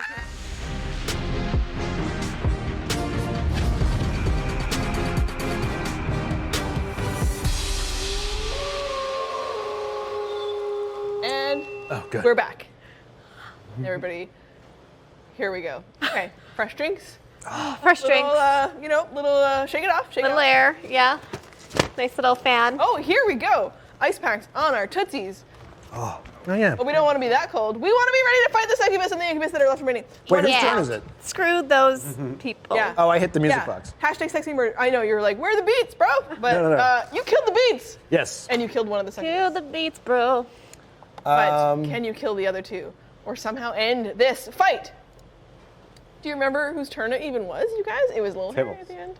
It would be Right. Tibbles because Unless you have movement. Yeah, did you I have hit any the music. finishing things you want to do? You're surrounded by, there's one succubus that's been pushed back from the blast from Cocoon. You're next to Ela, she's just coming to consciousness. Actually, we pulled you up, but you're gonna need to actually stand because you've fallen back down. Oh, yeah. All right, Haven't so had that's a gonna be my action. to stand. Yeah. No, it won't take your action. It'll just take Half your movement. half your movement to stand. Copy. Half your movement to stand, but you're conscious, awake, alert. The music is not going anymore, and it is not a fun party. She is no longer hype. Oh no, the hype has ended. I don't have anything bonus action that I want to do. So And you stay. yep, You stay I'm there. just there. Okay, at wish the I end could of your hit the turn, thing again. we come up to the top of the round, and it's Tibbles. A little bit, kind of like got to his point, kind of exact, like just turns around and just runs right back in, like rapier's damn. ready. So he's gonna kind of like, total Naruto run, just come back up the stairs and right at, he's kind of sees where Cocoon's just finished shooting that blast and kind of just turns right in that direction Cocoon's facing and runs right at her. Full movement with Scurry and will attack twice. Is it an attempt to attack twice now that the music is... The music's done, so he can attack full. Great. But Scurry is a bonus action. Mm-hmm. And so is that move that he can do, the Fighting Spirit. Oh. Okay, that's fine. So 2 attacks. Coming through. One of them is a botch. The other one is a 23. Do you have inspiration? Tibbles does not. Roll your percentile dice on your botch. We see how poorly 28%. Okay, so he comes around one swing. Okay. On the botch, he's doing it's just that he takes a bit of a step and glances back at Cocoon, and he notices a bit of a flicker in him that wasn't there before. And Tibbles registers that in a way that is a surprise. Ooh. Causes him to slow a little bit, so the one attack is a no-go. So that is 14 damage with one. 14 damage? Or if it was a 5 plus 9 here is what it says to me. Oh, Makes sense. dang. 5 plus 2 is 7 plus 2 for the rapier. Okay. So 14 for 1 damage. And that is all he can do. Yes. And he's going to try and run towards the bookshelf there and kind of tuck in that corner. I'm going to stay in the room. Darn. I was looking forward to Tibbles just putting an end to it. He likes to end things. He's Tibbles. Okay. After Tibbles' turn. Tibbles. He's Tibbles. You don't give her till it's done, you know? Gotta give her. Oh yeah. The succubus. I mean, she sees you coming to life. Mm-hmm. And she has not tried to charm you yet. Oh man, that'd be a good move. So, was it? That'd be a really good move. Oh! And so she will cast charm against you, so you make a wisdom she won't. saving throw. Oh. Reaction counterspell. Oh. Yeah. Coming to my rescue after almost killing me. Put the Band-Aid Okay, so on you the see her wound. reach out a hand Yeah. and her claw. And then I glow, even though the pulsating has stopped from the music, it's just my old familiar glow, and I just go, not again. And I Oh. pull the magic out of her and like Yoda with lightning, suck it up. Oh! Dope. Oh! Very hype. Very Okay, so you aren't. She is not able to cast her charm spell. Perfect. And she will. Out of 3rd level spells. Hmm, Worth it. Look at you. She's mad. She mad? She's real mad. She takes to the air.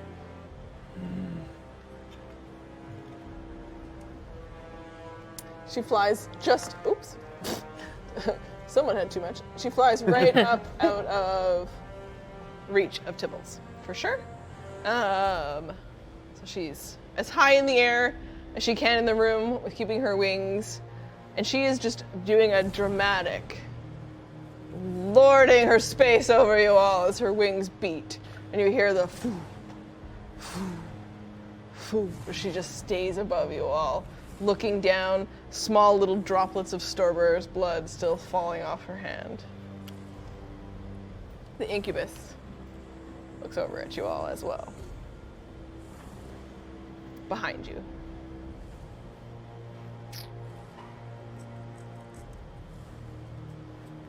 And we'll also claw you again. Okay. That one's good. It will hit you for sure. Yep. And you take, 9 divided by 2, slashing damage as it just again. rakes its claws against you. Ooh, excuse me. So 4, yeah? Right? Yeah. Cool. Okay. Claw sponge. Yeah. Yeah. Clawing at you. I hope you break a nail. If he breaks a nail, you think Storber was mad. Okay. And they are in it, and he's gonna stay there. Surrounded by people? All right. Yes, he'll stay. Yeah, okay. Hila. How far up is the succubus? This one is flying 30 feet in the air. 30. Interesting. Okay. 5, 10, Okay. 15, 30, And I'm- Pythagoras. I'm pretty close to the incubus, yeah? Yeah. You're on the Um, ground. You're still on the ground. Still on the ground. With, Cliff yelling at you.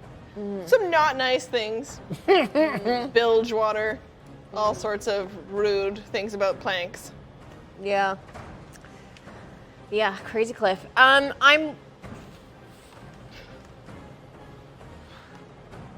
If I cast Fog Cloud again, it won't be able to see when it's up there, so it can't hurt us. But if I cast Thorn Whip, I could pull her closer. To you. Yeah. You should It's your definitely call. stand up. Ela? Stand up one way or the other. I am gonna stand up. I'm just sitting. Melee's. I don't know what to do. I'm just sitting on my butt. Guys. Okay. Okay.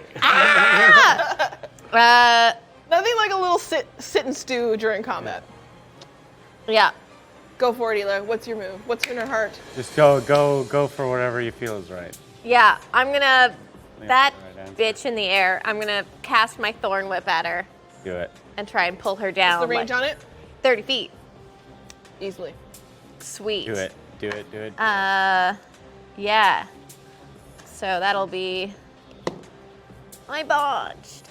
Oh no, do you have inspiration? No. No, balls. Roll your percentile dice. No. I don't want to though. Shit. I'm Okay. sorry What? I bought these dice. The new dice! They're a Uh, trap! It's a trap! Oh, where's my? Oh, this. Secretly, I went to the store and I gave like weighted dice to the store. No, I thought that was gonna be so cool. Chat's just giving you inspiration. oh. Are they really? Yeah.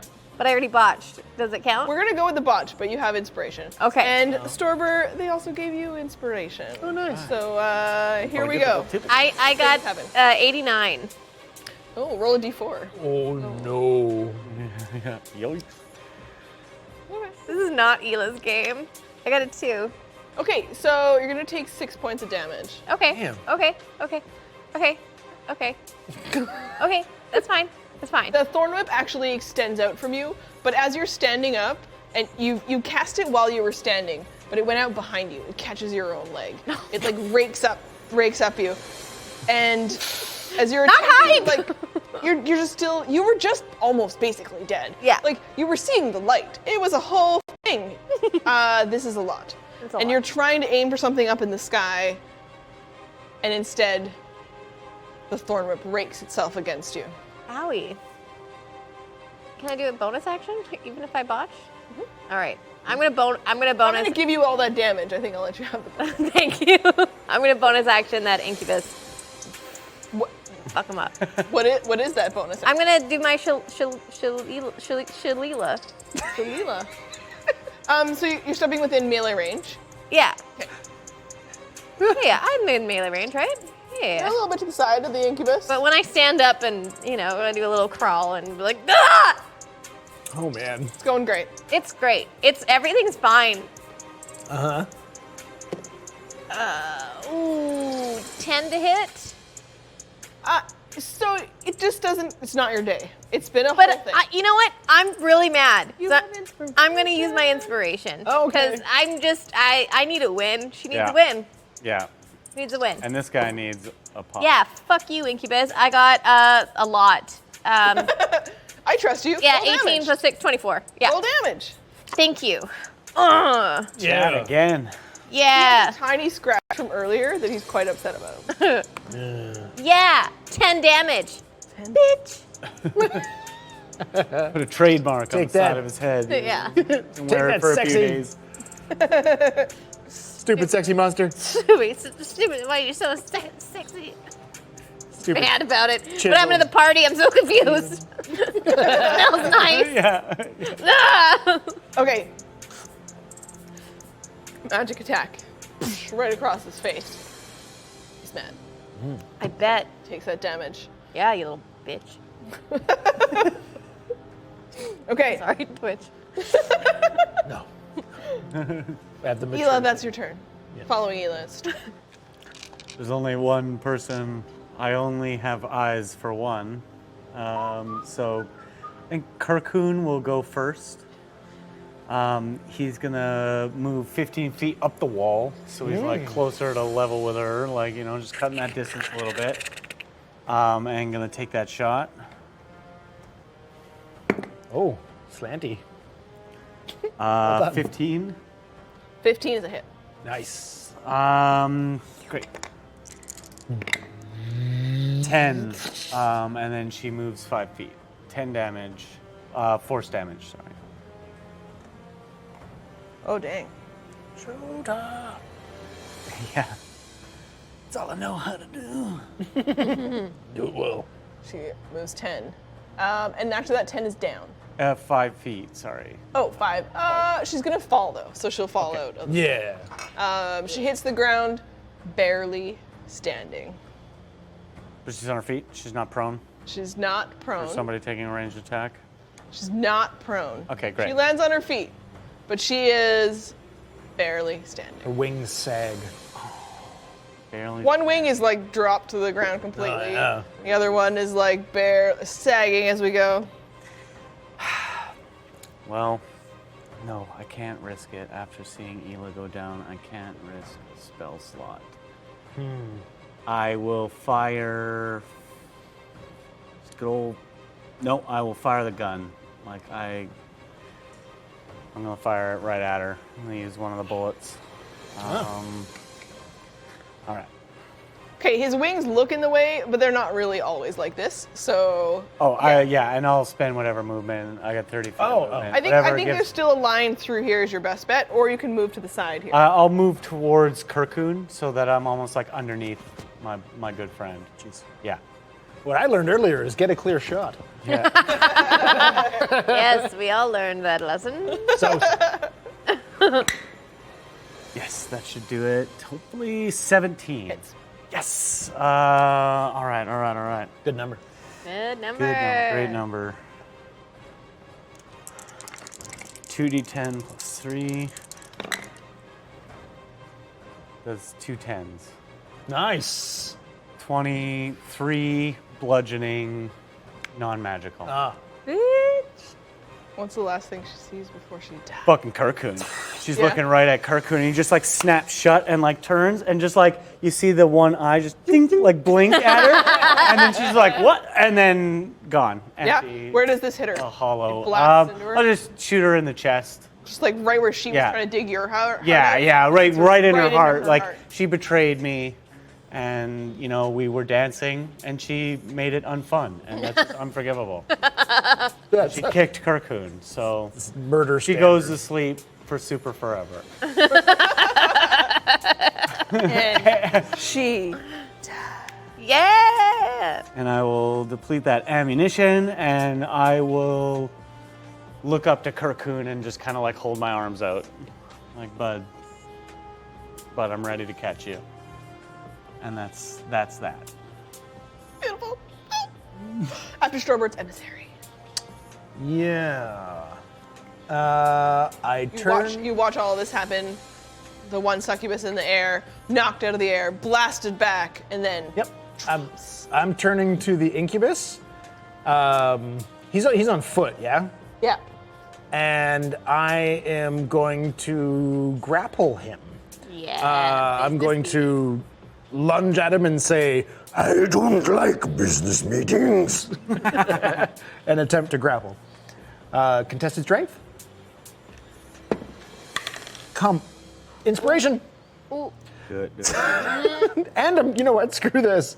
I am using, now I am going to use my Tides of Chaos. So I do glow green in all the fissures in my skin, all the chaos crystals within glow as I lunge toward him and go to grab him. So now I have inspiration. So re-rolling and an advantage. Oh, God damn. There we go. 21. That's good because he rolled a 19. Oh. All right. So you reach out Chat. your arms. I want to wrap his wings Oh! and bear hug him. Is he facing forward out from you or in towards you? Oh, that's a good question. Wait, where is he right now? He's in front of you. Did you grapple and turn him around? Is he like bear hugged into you and you're holding his wings? Because then he can kiss me, right? How tall is he? He's 6'2". I'm 8 feet tall. He's not reaching my mouth. I mean, kisses can be anywhere, Trevor. I don't Oh, I mean, yeah, it's true. Thought you said you'd been to Hashtag this sexy party. murder dream. Yeah, Play it out in your this mind. is gonna be strange. I'm gonna go You know? over his shoulders and then up under his arms and then grab his face. So I've got his arms pinned underneath my arms with his wings wrapped against them, and I'm grabbing his head. Damn. So he's just like this. Full Nelson. It's not a full. It's because it's from the front. Oh, I see. Yeah, but I'm holding his head. Okay. Yeah. I'll show you later. Wisdom saving throw. okay. So not be into it. And as you do that, roll on your wild magic. Oh, all right. The one attack that I do that's not magic. But you're using everything about yourself. It's You all need to good. contain so much more of your own form than you ever had Deal. to make this magic happen, which is your own movement. Every Your botch own I've stuff. had today has not been on these wild magic. Oh, that looked like a botch, but it's a 7. Okay, Oh, I know. you're holding on to the incubus. I'm stressed. I'm very stressed too. Stressed. Yeah. It's hot in here. And as you hold on to him, after you, it's Tibbles. Oh yeah. You keep holding on to him, buddy, because that's just money in the bank over Get 'em. here. So Tibbles will. Ah, darn it. Is he 20 feet? Is he more than 20 feet? It's more than 20 feet. Trying to hide for you, buddy. But I really need to stick in it. All right. Well, that's okay. He's going to scurry around to the side, most likely to receive any kind of advantage that he can find within combat. Yeah. Hell yeah. And he's being held, so I got it anyway. Yep. And he runs around. Yeah, you just see this blur of green and gray kind of like skitter across, like over top of the wreckage of the jute box, kind of like flip behind him and almost in one fluid motion kind of stab up with both. And the final thing that everyone sees is that flash of silver. Natural 20 on the first one Oh, with advantage. Tibbles! Yes. He's not even here. And a dirty 20 on the second. A dirty 20. It's like what you find in like a pair of jeans that like landed in the mud. 6 on the first roll, so that's 12 plus 9 is 21 for the first damage. Okay. Still up. He's still up. 12 on the second damage. Still up. 3 total. Yep.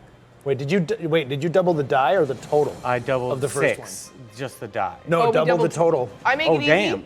Am I games? Just double damage. So that's an extra 9 damage on there. Yeah. The incubus is still alive, but just barely. That's where we want him. His head still looks mostly okay, but his bottom. There's blood. Tibbles will kind of come around and, similar to how he did before, kind of cut like his knee, like his joint, to kind of like kind of drop him to one side. And as he drops to one side, he's just kind of like skillfully lean back and just stab him in the side with the other knife, not even putting a lot of force into it, letting his body do the work, and then kind of like pull his swords out and kind of like together, kind of clang them and stay right where he is. Yeah. He stabbed Focused him and furious. through one kidney. He's like severed an Achilles heel. He's swiped through part of the muscle in the back tissue that'll Stab him never in the fly butt. again. And he's facing him as the incubus turns. With a little bit of his head movement, as much as he can, looking around at all of you. You're so scary. It's his turn. Contested strength to break grapple, or what's He's gonna try.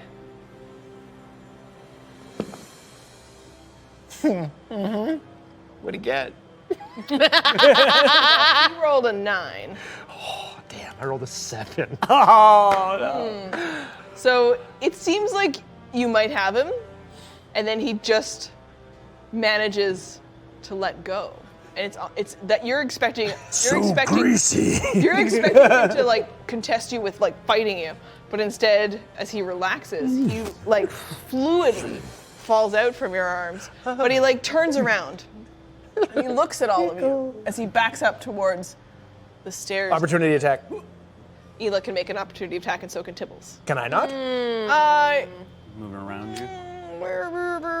I think you're a bit surprised by the motion of him. Fine. Fine. As you're still, your motion is to try to clamber in to try to catch him. The bloody, muscles just like get away from you. Fine. Fine. But 2 opportunity attacks. Damn it. 29 Oh, I to hit. don't want to down him. I want to talk to him still, so I don't know what to do. How close is everybody? You said 29 to hit. Yeah. I mean, Tibbles is attacking. Oh, Tibbles is attacking. Okay. Tibble's going for it. Yeah. It's Tibble's prerogative. Put him down. Business meeting. I wanted a business meeting. I mean, you could call like incapacitating shot, which sometimes can be like not the same kind of damage, like trying to knock him out intentionally. And so you're not doing as much damage on whatever he's about to do. Yeah. Is there any way that like before he deals his damage, I can like be like, don't kill him? Like, can I use? You can use your where you would have this attack of opportunity to yell that out to Tibbles. Yeah, like maybe I like Block my grab my sword a bit. Yeah, with like I your- grab his cape and try and pull him back. Oh, okay. I'm here for that. You're kind of Yeah, I separated. mean, You went between the as both he of you. turns, I'll allow it. He's here, you're here. He turns to, make this attack of opportunity. Coming around that side and like kind of Yeah. Like cape whips out. we need answers, not more blood. I don't know what Tibbles does. Tibbles will attempt to swing through, but I'm willing to roll again for disadvantage Okay. because your attack hits. One hand just the clasp of the cape comes off. 13. No, 13. It's a miss. But I think I think it is more of a move like that, where he pulls the punch a little. You know, he hears you and he saw you drop. Yeah. And you're a friend. You're a companion, all of you. Yeah, he's And he still might have an been angry here to mouse kill the owner. people who took out his friends and all the people he met before. But you're the new party, and he's here to be a part of this team. We need answers. We need answers. He still connects just enough that the incubus has 1 hit point left. Just enough. You can see his eyes, his beautiful, beautiful gray eyes, flitter close a little, and then they shoot open again. But the incubus stumbles forward towards you and drops to 1 knee, both of his wings down. See this? This is a staff of healing. Okay? So I could like super duper help you if you talk. And I'll like cock the gun, just. Are we still in initiative order? Or You are, unless you choose to attack, the incubus is out of it, will not attack again. If you choose to kill him, that's your choice. Tibbles will hold a murder for the second this guy says something he doesn't like. Okay? Yep. And Storber will do the same. He will load the gun, Kirkun will join him, and they'll both just fixed on the incubus, clear of line of sight from their friends, so that if he does something nobody likes, he ain't leaving very quickly. Okay. Yeah. And as intimidating as possible, as intimidating as Storber thinks he can be. So What, Cocoon jumps into his arm. Yeah, like, or on his shoulder, just like powered up, and they both got the gun just pointed at him. What color hair does he have? Or what length hair does he have? Zenlarian, he had Fabio. Just picture Fabio with gray eyes. Okay, I'm gonna walk up to him. Okay. And just. Done and done. So you've offered healing though, is what you Yeah, said? I have my staff. I'm holding my staff threateningly, but I can be like, I can heal you. Okay, I'm gonna grab him by the hair and lift him up off the ground. Do I have to roll for that? Not in this case. Okay. If you want to, like, We don't want to do damage. He's got 1 hit point. yeah, you can. He's letting this happen. Oh, kinky. Just saying. You know, you pull him up by his hair. Yeah. And he's, not resisting too much. He's trying to. This can go one way or the other. Are you responsible for killing all of the heroes and taking their brains?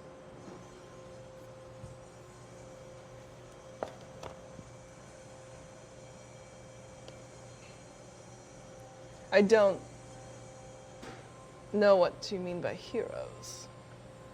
Kirkun will shoot the one that kicked him. Word. He watches it, and he's just like, And then like charge up for another one. Child of the grave, teeth of the dead, mind of the brave, heart of the wed. Bring back our sister, bring back our blood, bring back our shadow, take back our love. Do you know what this means?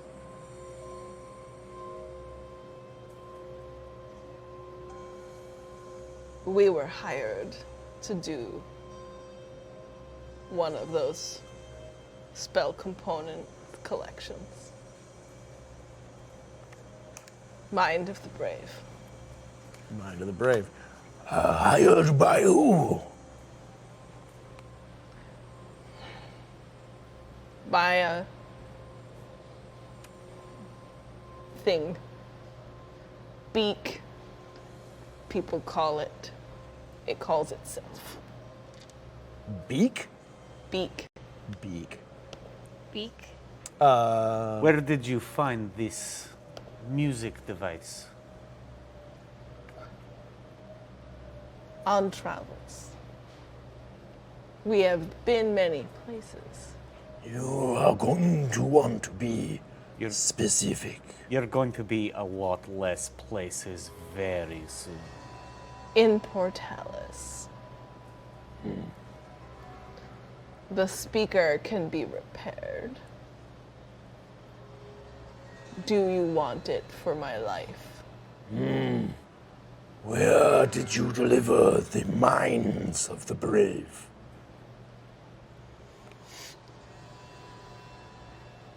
And he turns to look at someone who has a free hand, Tibbles or Ela, whoever responds to his nod. Sure. Under the stairs, there is a small hiding spot. Under the stairs, there's a There's a small little hiding hiding spot. spot. Can I roll insight to see if he's lying? Yeah. Or being deceptive and like misleading us to a trap? My insight is +5, so that is a 23. He is being honest. Okay. Yeah. Maybe Tibbles?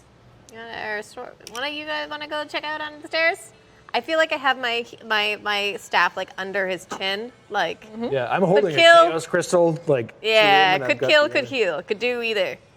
All right. I'm not impartial to either. Tibbles and Storber will go investigate under the stairs.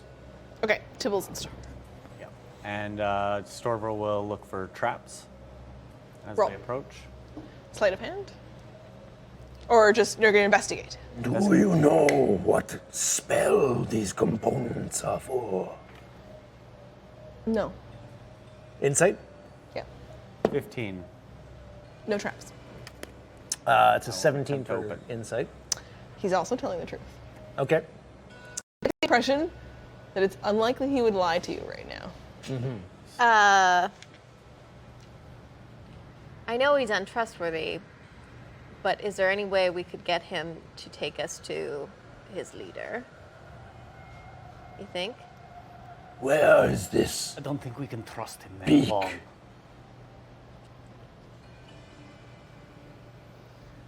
So that was a 15. While the conversation is going on, underneath the stairs, there's a little easy to find spot where they hide the filthiest, most disgusting burlap sack you have ever seen. There are flies buzzing, it's bloody, it's covered in moss, bits of tree, and definitely human being. Goo all around the outside of it. It's heavy with the weight of Gray matter. just disgusting, but the sack seems empty. Oh.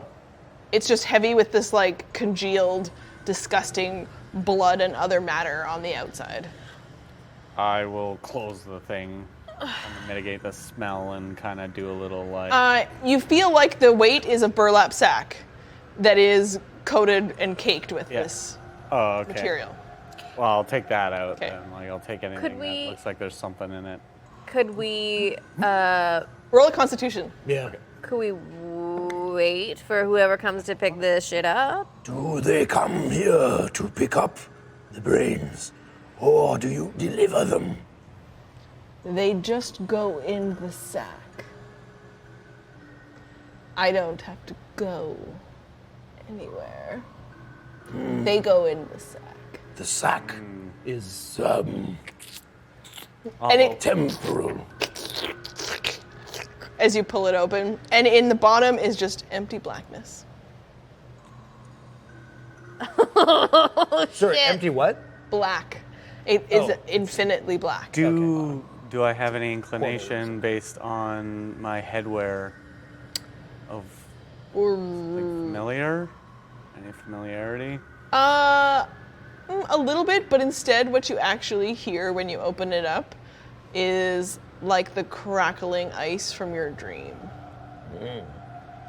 And just sort of like the sound of space and time and things whooshing at you, but things interrupting all of those movements and opportunities and motions. Just like there's just a lot going on in this thing, and it's like connected to something that connects to you, but connects you to other things like yourself.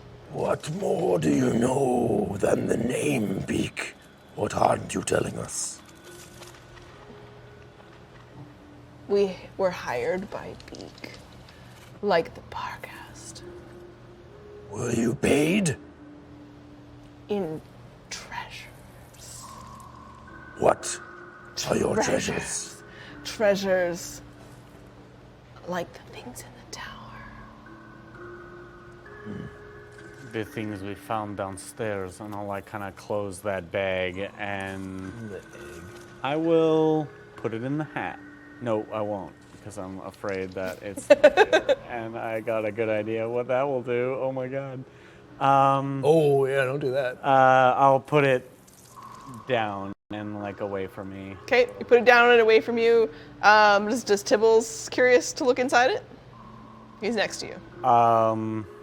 Probably, I would imagine so. I think. When Tibbles looks inside, he hears a heartbeat. So he looks inside the deep blackness, and it like connects to his dream too, which was a strange heartbeat. Clearly alive, moving, connects to him. He definitely wants to close it back up and put it back down. So he'll kind of close it and like tie it. Yeah. Like take a little piece of sash and just tie And it. then We'll get to that later. but- Zenlarian is watching that happen, and he's like, "It's wild, right? You put brains in, and they disappear, and they go off to be part of some spell." Are you responsible for the reins or his beak? Neither. Do you know? No. Not lying? 100% honest. I came for treasures, and Beak promised them to us, and we did it. And we loved it. Can I pull out my tinkerer's kit, a pair of pliers, and Storber will attempt to remove its teeth. Its teeth. The incubus? Yeah. Oh. I mean, yeah, I guess you could probably reach. I'm holding them like up. Yeah. Come down. Yeah, let's go. And you come over to try to grab for his teeth, and he's like, "Why? Why?" If you want to trade for your life, there is great price. Great price exacted, and I'll like look over to the great piles of people and the stuff that they've I'll done. tell you more, of course. Stop. You'll tell me even more when you have only one tooth left, yes? And I'll like kind of grab it and look at him. We meet Beak in Lendar. In Lendar. Okay, I'm just gonna have a little aside. Like, sorry, one sec. What happens if we throw him in the sack? I was thinking the same thing, Send a little message. but I was thinking dead. And I punch him in the face. Try to punch through I'm his still holding on to the. And you punch his face through his face. Yeah! And he just explode. You're still holding on to it too. I got a tooth. You have tooth of an incubus, and the rest of the incubus falls away from you. Tibbles Got a whole hand. nods. Open the sack. Yeah, Tibbles will open that sack. He'll like undo that thing. Looks like oh it's, yeah. it's like it doesn't get like big enough for a whole like the wings are a whole thing. Like I get my dagger and I Tibbles cut open. will see to it maybe. No, I'm gonna cut off a wing. I'm gonna like let's just like put him in the sack. I want them to know whoever's at the other end of the sack. I want them to know that we're fucking coming for them. Yeah. Same. I don't give a shit. I almost died. We are sending They a ruined the message. party. I'm cutting off a wing. And our Emerson's very- DM. I was like, Storber's like holding the tooth, like, what was I gonna do? What was I gonna do with this? And then just like watching them just like hack at the things. It's like, yeah, okay. yeah, we're the good guys. Yeah, no, this is the good thing to do. And I'll put it in one of my many pockets. Yeah, and just start stuffing shit in the sack. Okay, Cocoon is triggered. Okay. What timing? And Hila, as you start to hack off this thing, you hear from Cliff, and he's like, "I've never been more proud than I am right now. I knew, Hila. that I'd chosen the right person. Complete my quest. I just hold the hat, like, nicely with my Bloody blood-soaked hand. Yeah. Yeah, Cliff, I got you. And I just continue Bring it cutting back. up As, his fucking as you're body. doing this, Cliff starts to tell you a story. Oh. So Cliff is telling you a story about how he fell in love with a mermaid. And he went back to his captain. And his captain was his best friend and had that hat. And he followed him anywhere. And he said, Crazy Cliff, if you think that, you've fallen in love with a mermaid, I've got your back 100%. And he tries to convince the crew. But the crew, Ela, they wouldn't go for it. They said no. They said I was in love with a walrus. And they were wrong. But then when we got back there, it was a walrus. And I'm pretty sure that there was a curse on her too. And that she was turned into a walrus. And so I went to tell the crew that no, that walrus used to be a mermaid. 100%. We had a beautiful night on the rocks. Just the two of us in the moonlight. And then at the end of it, I told her I'd come back for her, but I had to get my crew. And I rowed back. And I rowed back. And I rowed back to the ship, Ela.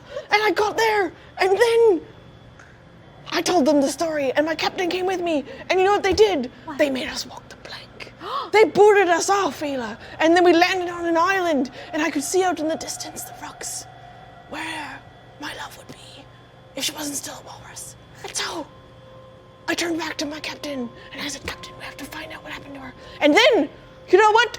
And then he goes in to tell you about there's an evil wizard on the island who was turning mermaids into walruses. 100% he believes that to be true. And that story continues while you're hacking up the incubus. And you start to throw the pieces in the sack. And every time a piece of incubus goes into the sack, it just disappears.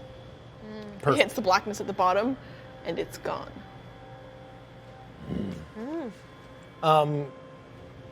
That evil that I was sensing from Vailmos, am I feeling like I'm there, or is it still pulling me? Pulling you north. Still pulling me north. Yeah. Even with all the incubus are dead, and there's a sense of a relief of evil from the area. Tibbles in particular seems to feel it as though a great wrong has been avenged for him. And the space in the room, although it is still obviously filled with even more gore and blood and death than before, you feel like you may have killed these things, but the death toll that they've accumulated stops here. And heroes may continue to appear in Vailmos, but they'll no longer be subjected to the death. Or Kirkoon's Splatter. activation. So Storber will be kind of putting that tooth in his pocket, and he'll look over to Storber. Storber will look over to Kirkoon. Kirkoon rolled a 10. So a 10 is out of combat. It's anything that Kirkoon thinks I want, like thinks that I want Kirkoon to do. Kirkoon does it out of combat. So it's gonna walk over to the lady that kicked it and pull both of her teeth out. Yeah. And then like offer them like, here we go. This is what we're doing, right? So, and then, And I'll just kind of like, come on, like, and I'll like kind of take them and be like, oh, and they're like still listening to them like hack the thing up. and you guys get through enough of the components. I imagine. And then he like was with a walrus. No, it was a walrus. Yeah. Beautiful night on the rocks. Spell, walk the plank. Are you, like, are you relaying the crazy clip? Yeah. Like an interpreter at like the UN. Yeah. Makes sense. And I'll kind of like pat Kirkoon on the head and be like, my friend, like, are you? And like as I kind of like lean in to be like, wait a second, is that a flicker in your eye? It just kind of like, and I'll be like, okay, buddy.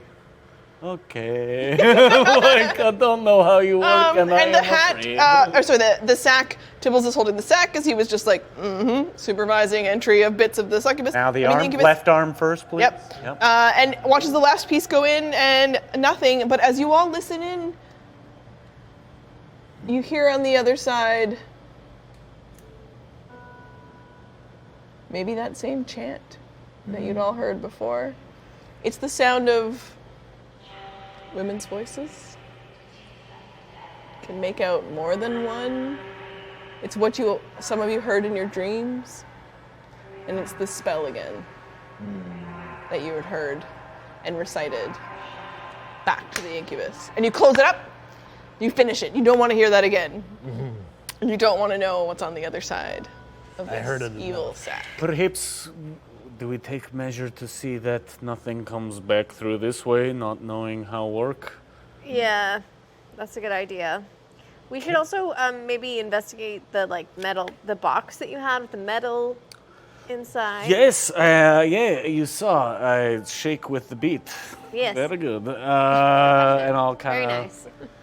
pass it, or I'll kind of like offer it up. Do I know enough about like the bags of holding? Like if I breach it? You've done you've done a lot of research on this kind of stuff. Yeah, because my hit. So I will kind of tell Tibbles like, if you cut the bag, it stop working. Maybe blow up, but I think less likely.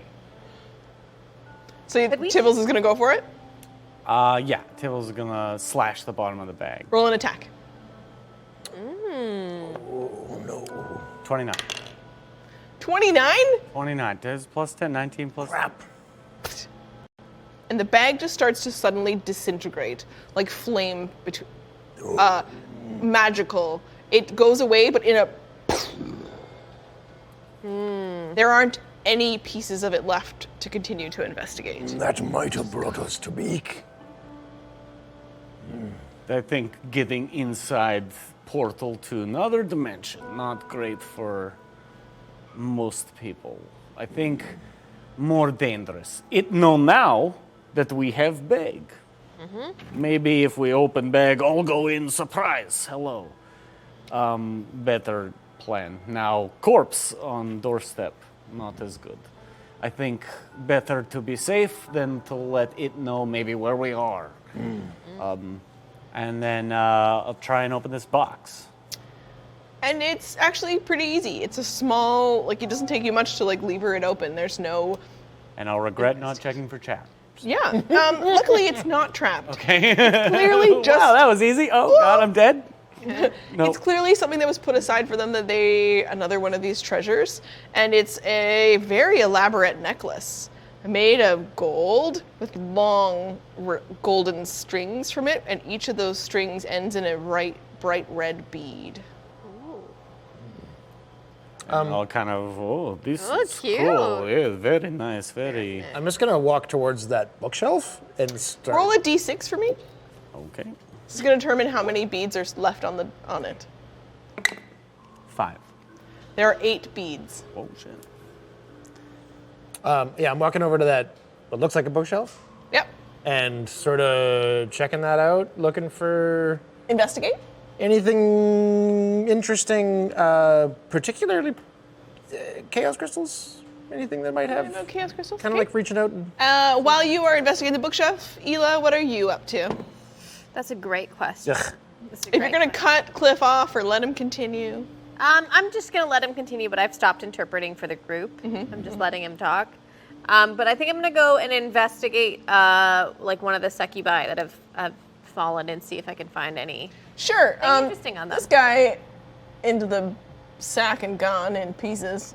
You monsters. And there's D&D. right. We're all monsters here. And you investigate fallen succubus, and you can roll to investigate her corpse. I only got a 9. 9. 17. The bookshelf is definitely not about chaos crystals. The bookshelf is about ways to have a good time. What is it filled with? Books or toys? Both. Books and toys? But I wouldn't recognize what most of that stuff is. The titles do not ring a bell to you. Is any of this important? And you call out one of the titles across the room. It makes Ela and Tibbles and Storber blush. Oh. Is this magic wand? It's for black magic. I rolled a 17. Ooh. Some of you. Good number. You have enough that you can hand them out to everybody from inside her pockets. Her pockets is a bunch of little pieces of paper, and you have them at your desk there. Oh, right. Little pieces of paper. So they were trying to have a business meeting with you, but they are mercenaries for hire. Amazing. I'm glad we did not hire them. Mostly pretty disappointing. I Yeah. gotta say. Like their card font is not even there, right? For all your murder and dungeon needs. For all your murder and dungeon needs. Yeah, so they were mercenaries for hire. And searching more through her pockets, on the back of one of the cards, you can find a note that says, "The Chandlery, Lendar." The Chandlery? Oh God, there's a QR code. There's no date, but there is a cute little sketch of what looks like a plague doctor mask, but as like a chibi. As clearly Chibi plague doctor? She's sketched a little thing with her, and it has a long beak-like nose that goes along with this. The Chandlery Lendar. Oh, beak. Perhaps the beak. Beak. I get it. That's the beak, I think. You're drawing out the beak. I did. Listen, I'm helping. I used to work in props. Well done. And then what are you up to over here, Tibbles and Storber? Tibbles, I think, is just kind of watching over. Maybe, I think he's starting to kind of measure the gore in the room, and Tibbles is going to take a moment. yeah, take a few moments. I think Storber will maybe examine, kind of search the room for anything that would be useful on our road to Lendar. Sure, roll an investigation. Cocoon next to you. And Tibbles is sort of in the middle, taking a moment. And everybody watches Tibbles sort of lean down a little bit. And he's looking at the pile and probably doesn't say anything particular to you all, but he may recognize pieces of clothing or bits from other adventurers that he didn't get super close to necessarily in Vailmos. He's not from here. He's never really traveled or adventured with any of them. But he did care about every single arrival. And he knew the fate of most of them. And that no one was coming back. I got a 17. Good number. Nice. There's a couple of correspondence papers written in a very beautiful calligraphy handwriting, probably Zenlarian. And it talks a bit about how the Chandlery used to be a base for the Covenant. Everybody roll history. And you can roll twice so that Tibbles can also roll in on that. Oh, but 13. 13. For that botch, you actually think the Covenant is another sexy term. And so you're just like, stop. oh, another thing I don't know about. Just go and start touching the swing, and I'm like, I'm confused. I'm confused. So next time you hear the word Covenant, you're going to associate it with... Sexy times? Yeah, sex times. Okay. 11 for Storber and 13 for Tibbles. I had 13. Okay, the two 13s know that the Covenant across Altero is a mercenary guild sort of system. So people may be hired by people who are part of the Covenant, working on behalf of the greater good. But it does indicate a little bit that this base that would have been associated with actual hires of mercenaries has been taken over by Beak. He's not associated. It changes between what they try to use to describe Beak. It's all over the place, not really sure what it is. But Beak seems to have taken over this base of operations that used to hire mercenaries, and instead has co-opted some of these mercenaries to do tasks for Beak. So these mercenaries, like the Three's Company of our two succubus and the incubus, were hired through the Covenant, but Beak hired them to do something else diabolical on behalf of someone else that is not indicated at all in the papers. Beak also would often send them treasures, and so they have an indication of Beak looking for, Beak will send. Beak looking for, like a little Beak will voice. send. Yes. I Beak is always looking for something very random and very strange. So things like a kenku's left foot feather. Never something that seems like super of value, but clearly whatever Beak does is transactional for the strange. I'd like to take note that our ill-to-do friend said spell components when we asked him about the teeth and the brains, and note everything that is being listed, and I will spend whatever downtime I have trying to compare that. You can actually take some of that paperwork with you Yeah. and do that at your next break, Yeah. at your next rest. I'd like to. There's a few things here. Sadly, I'd like to talk to Tibbles, because I want to. Tim will, or I will do our best. Yeah, you got a better Okay. idea how to speak as Tibble's part. If these cards are to be believed, then we have taken out the threat to Vailmos. Yeah, We're only 3. looks like it, bud. Should we repair this tower, or should we destroy it? And Tibbles looks up at you and he's just like,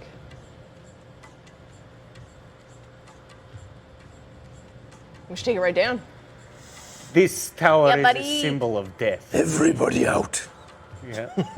Well, we should search downstairs. Yeah, I There's want to many collect. treasures. I want to collect that egg, but I'm going to start to make my way out. Not like in a rush, just slowly, goleming along. I want to pick up that We're egg all done in its here. crate. Yeah, I think we take some crates from downstairs, outdoor, and we all throw a little something in here to bring this tower down. I can Very bring it good. down. Amazing. Don't deny me the good time here, buddy. Let's go. What about the jukebox? What about the music box? Music box.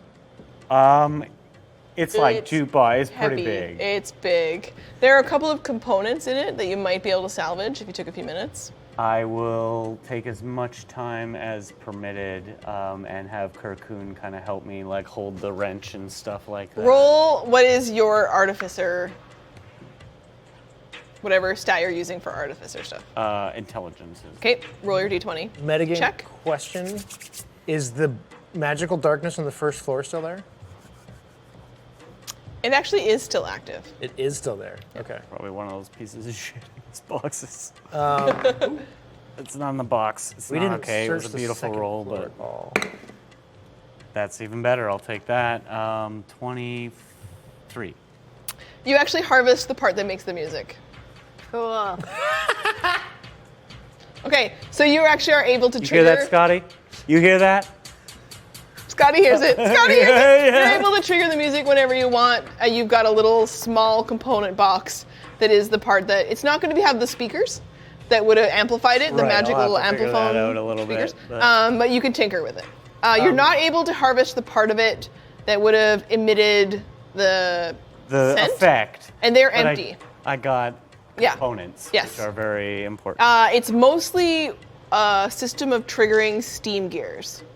Okay. And it needs water. They were probably powering it with blood inside of it, and so you can tell that Dope. the inside is a little bit thick with old blood. I wonder it was playing trap.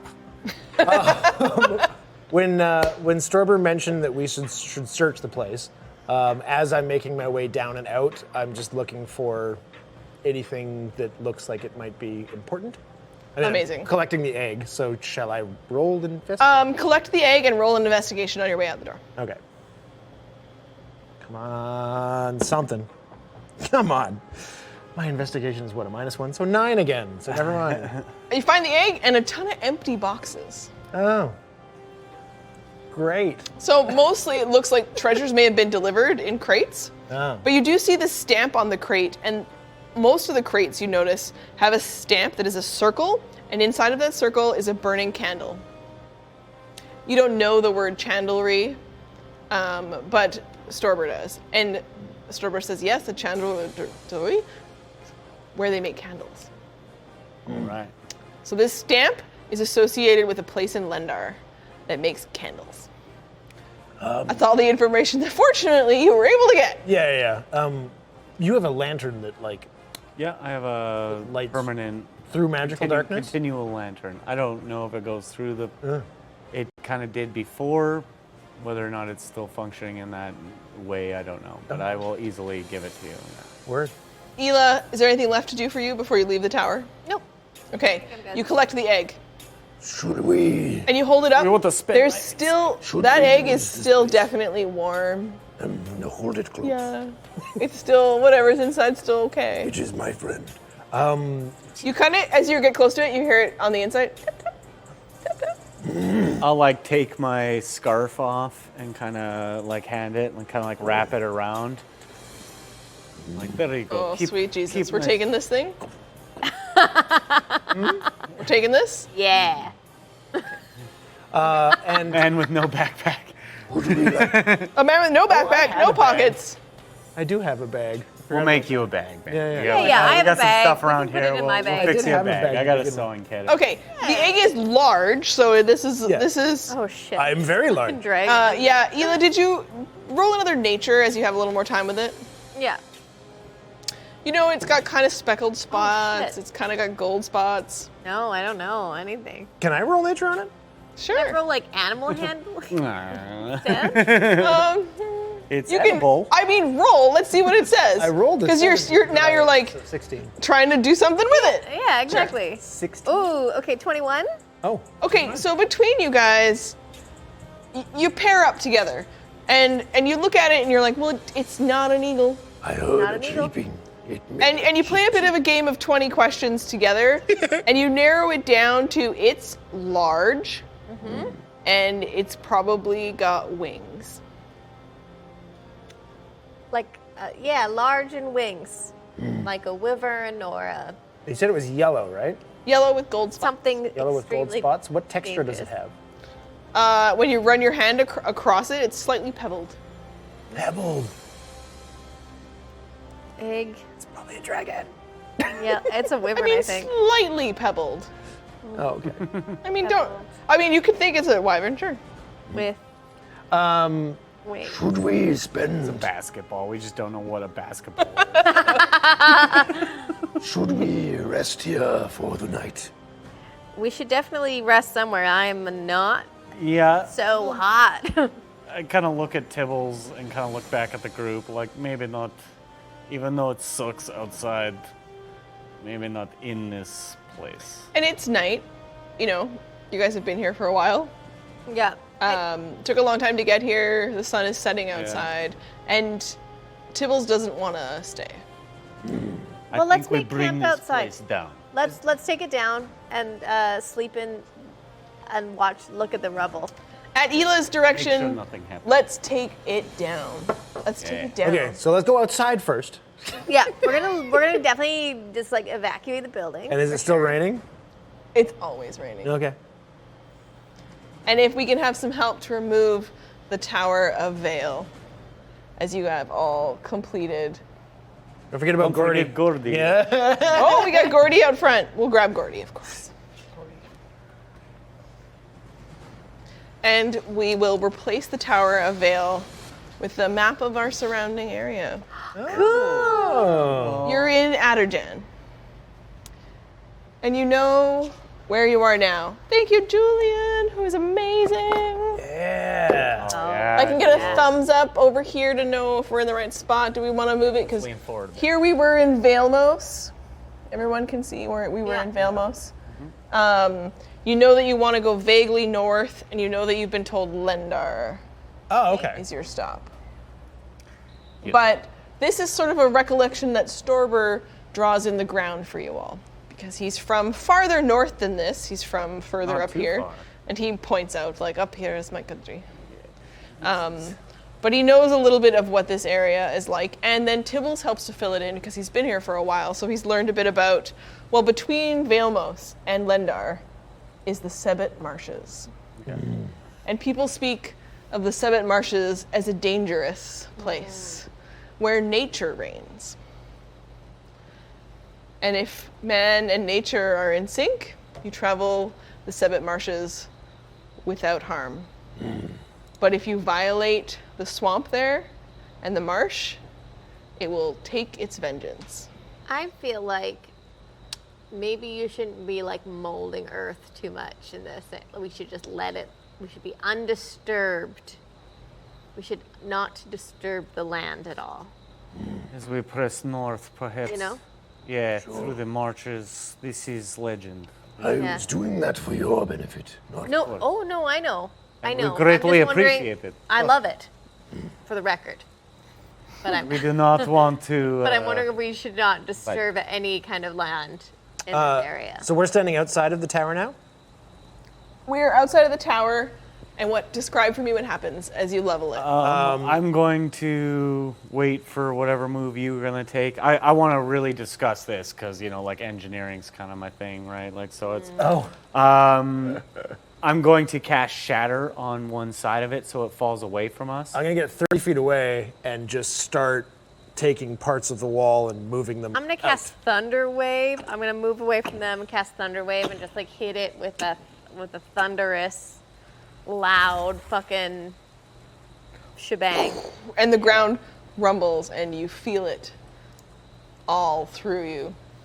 A Kirkun will just crack off a few rounds at the tipping over thing. Yeah.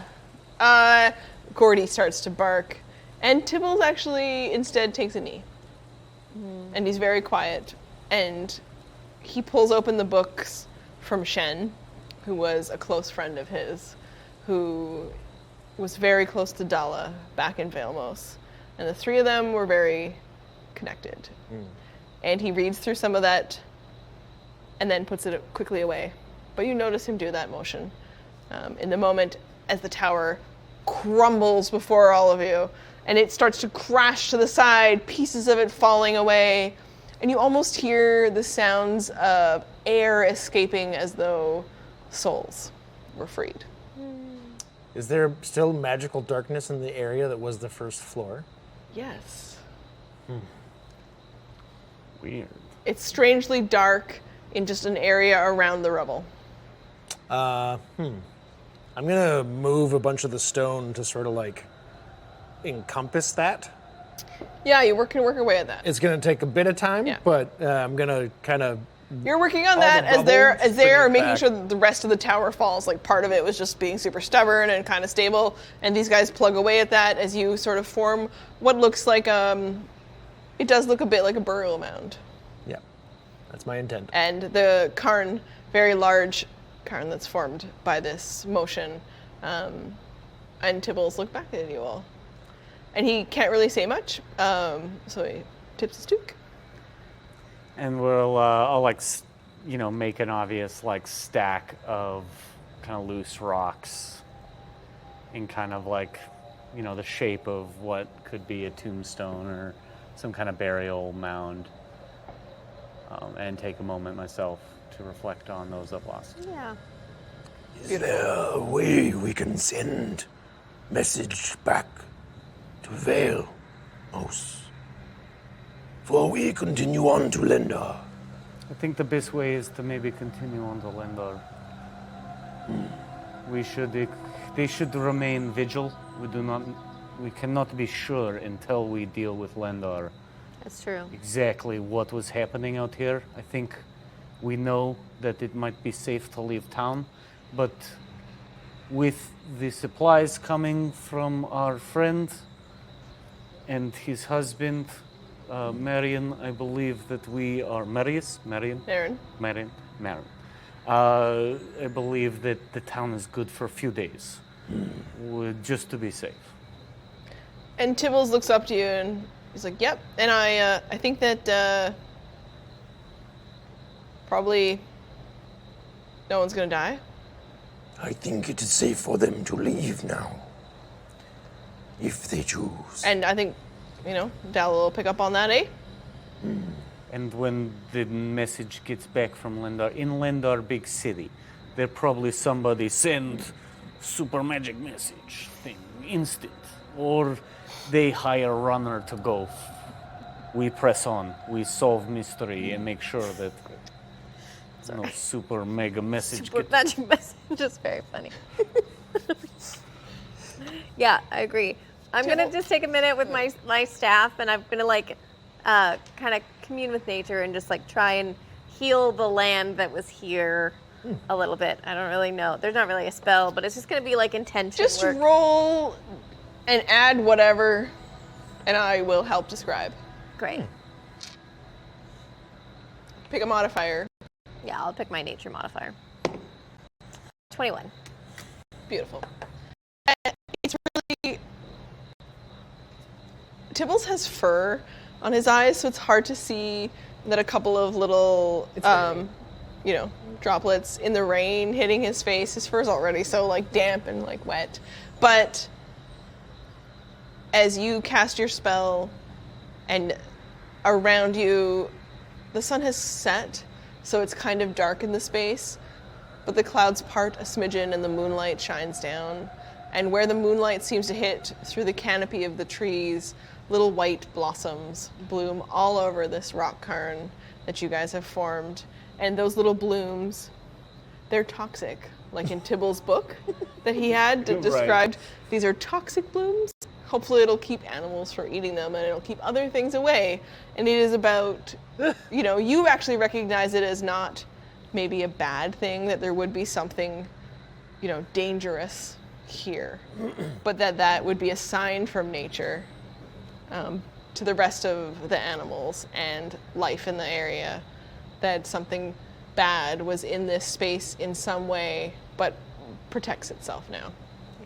So you watch all these little blooms start to form in the moonlight, and they give off a little glimpse of spores from them and little glowy blue bits that sort of fly out around the space. And that light is enough for you to see a bit of that moisture in Tibbles' fur. I'd just like to do a perception check in our area to see if there's a good spot for shelter for the others. 11. Nice. Ela, you're inspired. Thank you, chat.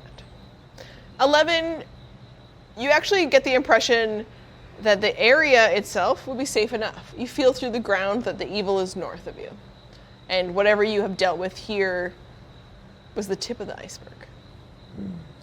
This is just the beginning of the journey that the four of you will take together. Really, the six of you.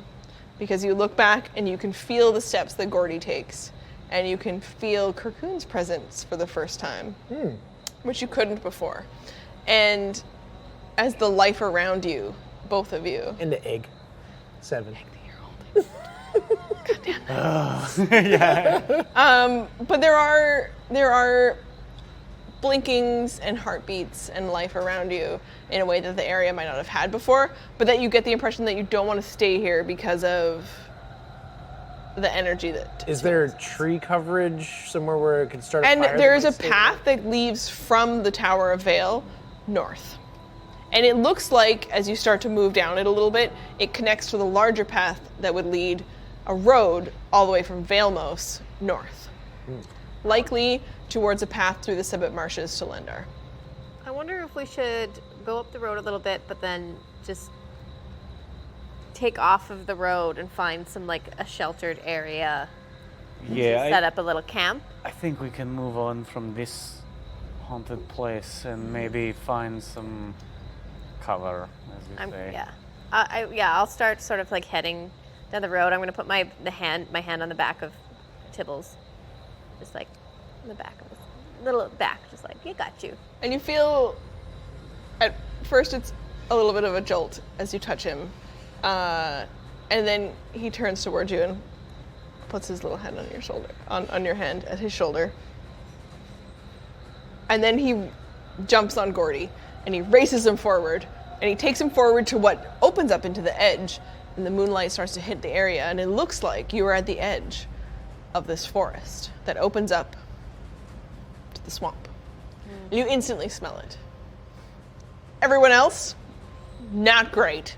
Swamps smell like swamps. You start to hear the moon frogs, that are out, and Tibbles quickly grabs that book from his bag that had recipes in it, and they've switched. Instead of being a picture of Vailmos, it's a picture of the Sebit Marshes. And inside it's now recipes for all sorts of things that might be found in the swamp, and warnings about vegetation in the swamp that you shouldn't eat.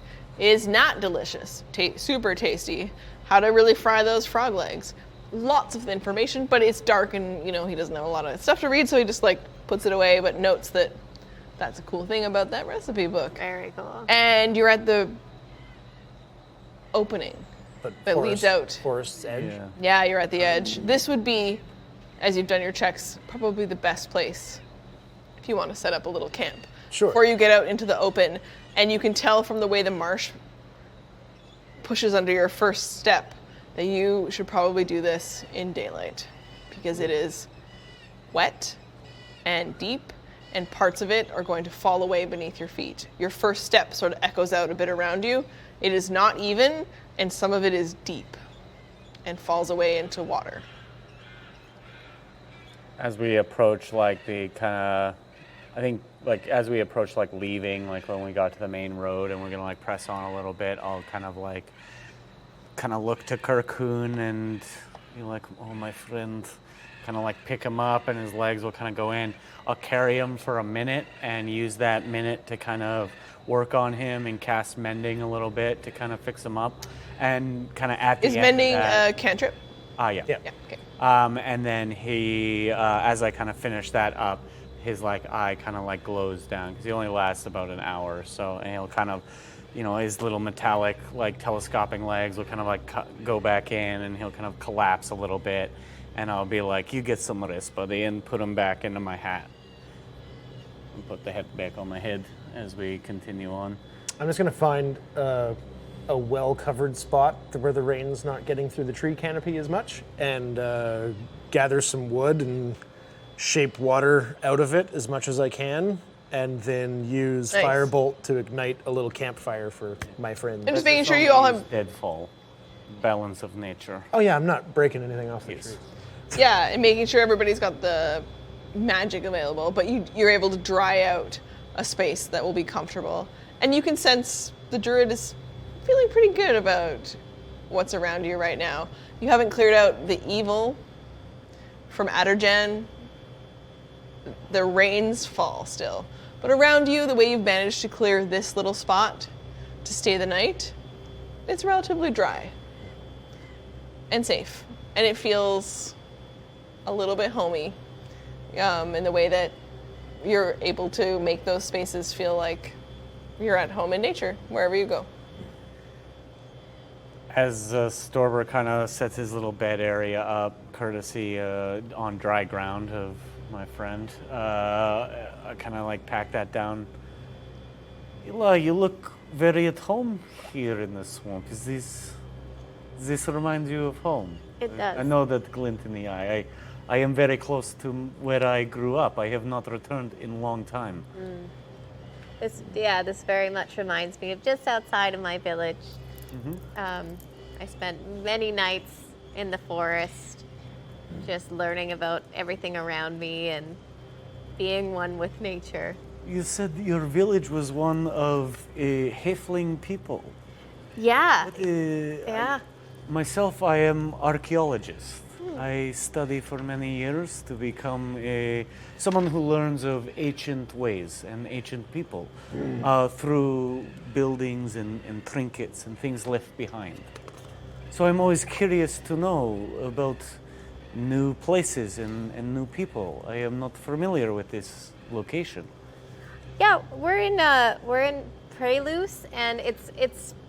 I live in a little halfling village just outside of the big city, but it's a lot of farmers. We have olive trees, and really live off the land there. I was adopted by halflings, so I don't really know my roots, but that's where I grew up. Oh, well, sometimes that is what grows us, is the ground where we land, not where our seeds fall. Yeah. So, tell me that are all the people in your village as attuned with nature as you? Yeah, the halflings there very much live off the land, so everybody's very in tune with it. My mother, my adopted mother, she was an alchemist, and she really studied plants and herbalism and how to put things together to make other things. So that's really what I grew up in, just taking things from the land and figuring out their uses and how to respect them and grow them. And you had dropped off some logs and some twigs and stuff. Tibbles immediately starts to make a little fire. Oh, I made a fire. Oh, good. Yeah, I said I cast fireball. Nice. Oh, right, that's what it's doing. Okay. So, so Tibbles takes one of those sticks, and he, takes out a quick dagger, and he, spears a little bit of quick frog that he spots, just like, and he's got a little frog roasting, and you can see him sort of tearing bits of it. I have so For many Gordy. meat pies. We collected, they fell on ground a little bit, but we know how they got there, so it's not that suspicious. And over the fire, you give them a little bit of a fire toast. Yeah, Which is of course. amazing. That you guys have some of the branches that you brought over. Emissary had lots of little forks on them, and Yeah, you can put I a have a pie few up pieces top. of metal that I can kind of lay across on a little grill, and we can just kind of over the I'm gonna fire. grab my dagger, and I'm just gonna look at the surrounding trees and cut off little mushrooms and fungi that I know are safe to eat, and I'll bring them. And be like, "Oh, this would be so good with the meat pies," and I just start. Tibbles does a quick check in his book, and then he's like, thumbs up. Yeah, I start roasting them a little bit. Nice. Mix them in with the meat pies. We next level this. Ooh, next level meat pie. Mushroom glaze. Little mushrooms on top, sprinkled, and they're fire roasted, and they have little charcoaly bits, and they're a little Oh, yeah. crunchy and earthy. Okay.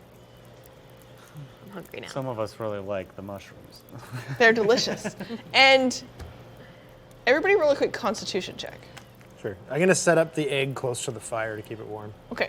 because I'm cold. Ela checks on it because she's just making sure it's not too warm. Yeah. In case I you're wanna not cook sure. it. Yeah. So she gives a little and then she just shuffles it back an inch. But that it's good and warm. If it is reptile, temperature will affect No. what comes out of egg. 8. 3? Oh, what check was this? Just a Constitution. Oh, just a Constitution check. Just a check. Is this for eating the 10. stuff? Because I didn't eat anything.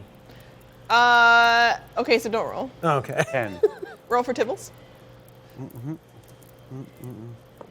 Uh-oh. I don't eat. 6. I have a feeling I'm gonna get the shits. 6.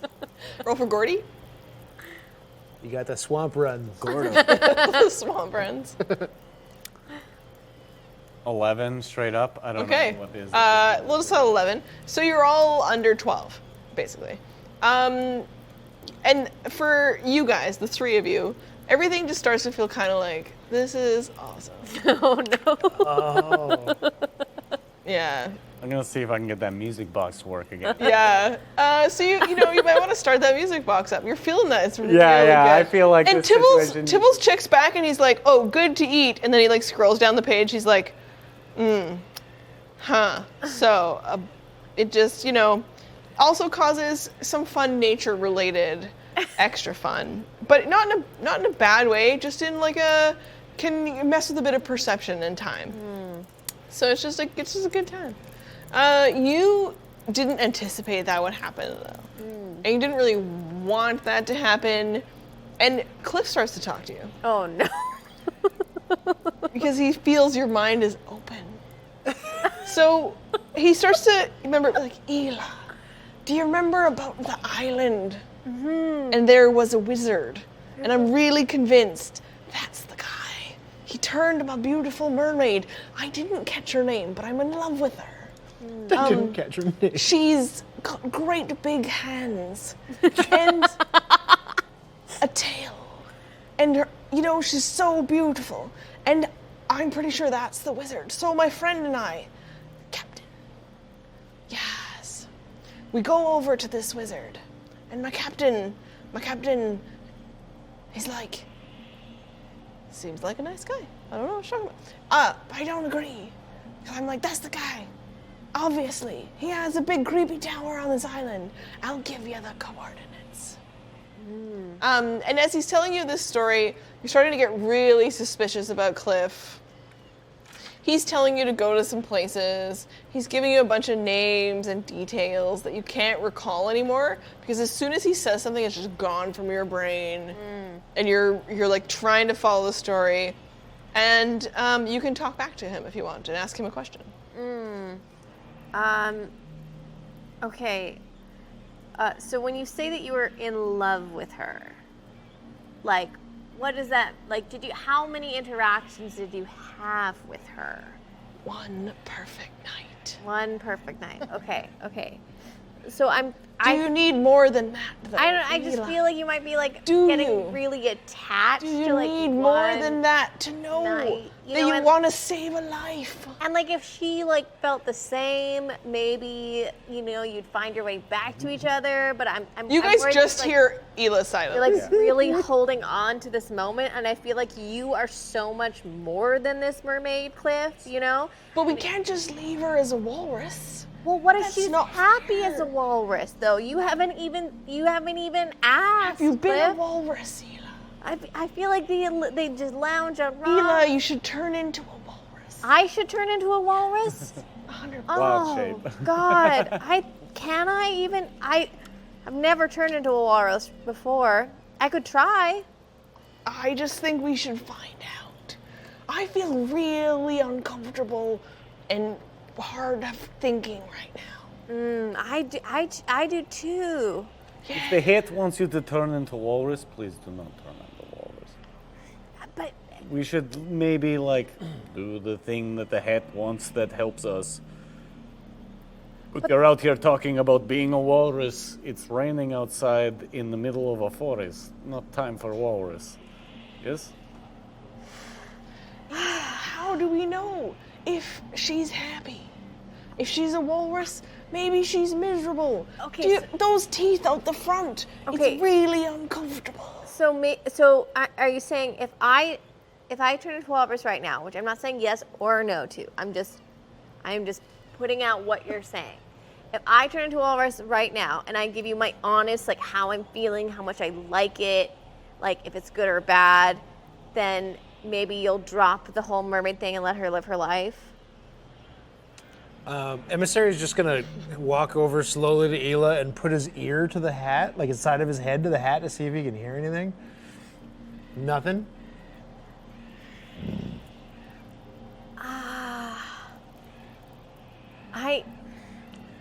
I mean, I guess we're resting right now. Like, I could just do it. I could just turn into a walrus. Don't think you should do it at once. That's things that can like decidedly not be taken off because they're cursed.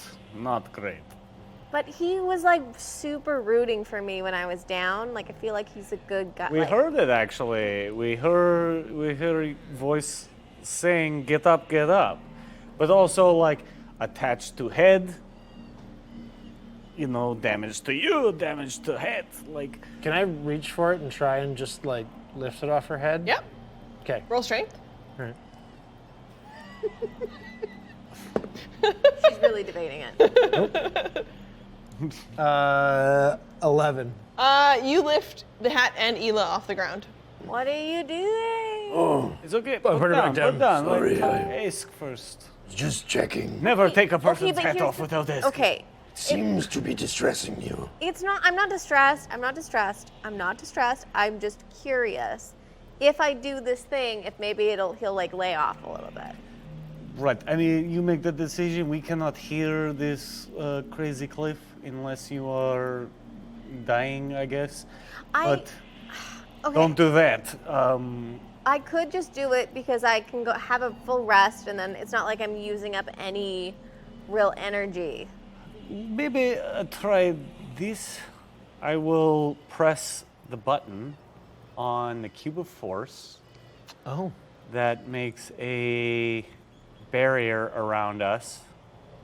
Ooh. A cube in 15 feet on either side. A barrier centered on you, moves with you, and lasts for 1 minute. until you use an Do action. you have spell slots left? It's not a spell slot. It's my blue item. As charges. I'm so proud. As charges, yes. So I'm going to cast. I'm going to do the 5 charges, which is nothing can pass through, including magic spell effects. And then I can decide what the walls, floors, and ceilings can pass through. Okay. But so 15 Awesome. feet is like a bubble around us for like a minute. And it's just like this force field. And I've never pressed this before, although I have a pretty good idea of what it does. And you're using it for a walrus transformation. And I'm using it for a walrus transformation because I don't want any outside things affecting us while Can we're you see walrus. through it? Yes, it Okay. is complete. It's just basically a bubble of force Okay. that's 15 feet in diameter. Guys, I think I have to do it. Do it now. We have 1 minute where nothing can touch us, Including the rain. I turn into a walrus.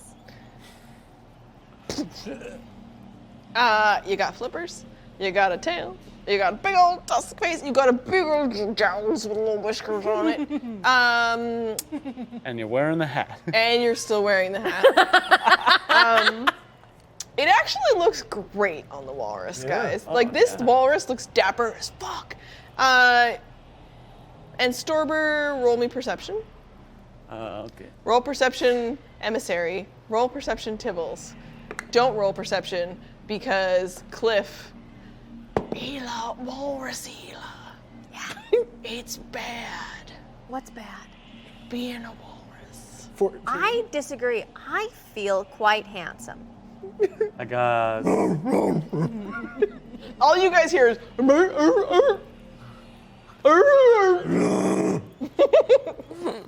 I think I'm gonna like try wiggling around and moving and seeing It's not easy to move. the rain to move. You have to do a little bit like. Yeah. Do the Kind of wish water was more abundant here, but yeah. This is the swamp. You can't really move much because you don't want to move outside of the force. 3 for Storber and perception. You are mesmerized by how the hat 10. looks on the walrus. Oh, 14 here. In the distance, outside, in the direction of the Seven Marshes, you see lighting up, far away, 2 little lights that look like they might be eyes. And next to them, 2 more little lights that might be eyes. And then on the ground between them, 2 little yellow lights. Blink, blink. That might be eyes in the night. I pull out a chaos crystal, aim it, and say, We are not alone. And surrounded in the force field, we are going to find out what is out there in the darkness next time! Start as a walrus. You're a walrus! What's a walrus's initiative? A very high walrus. I've never had a walrus at my table before. I'm like really interested in how that goes. And also Such a fashionable one at that. So fashionable, so handsome. not a lot of spell slots we didn't do a lot of healing, but that's okay because we'll find out what happens next time. Thank you for joining us, everybody. If you've been live on Twitch, you saved the day. You guys made this happen. Thank you so much. If you're joining us on YouTube, wonderful to have you be a part of this campaign. It's so special for me to share this homebrew world that Matt and I created with everybody. Thank you so much for joining us and sticking all this way to the end. And tune in for our next episode. Next time in this block, we have One Shot or Not. What's happening, Tim? Is it our conclusion? It's the conclusion of Escape from Highwall. nice. Emerald, you're going to see a land dance. You're going to see characters be crazy. You're going to see all sorts of steampunk-related shenanigans. Apricot Pepperwood will be back. Apricot, Pepperwood. Killed it. I love it. Frontline. I love you. I love my players. Thank you so much for joining me. Thank you so much for playing at my table. Matt will be back next time. It's just glorious to have all of you guys. Thank you so much to our crew, everybody here. Woo! And stay tuned for the raid, and I hope Sam's popping in the raid Info message for coming at subs ya. and non-subs. Heck yes. Stay tuned. Check us out next time. Look out for what's new on a funny lot. Look out for what's new on a filthy lot. Check out Nocturnes. It's coming out at you today. Thank you so much, everybody. This has been wild and such an adventure. And I want to hear about what's going on in your games and what you guys are playing. Tweet at me. I'm at Squirrels of Doom. Let me know what's going on, because when you roll the dice, you make the magic happen. Thank you so much for joining us. Bye.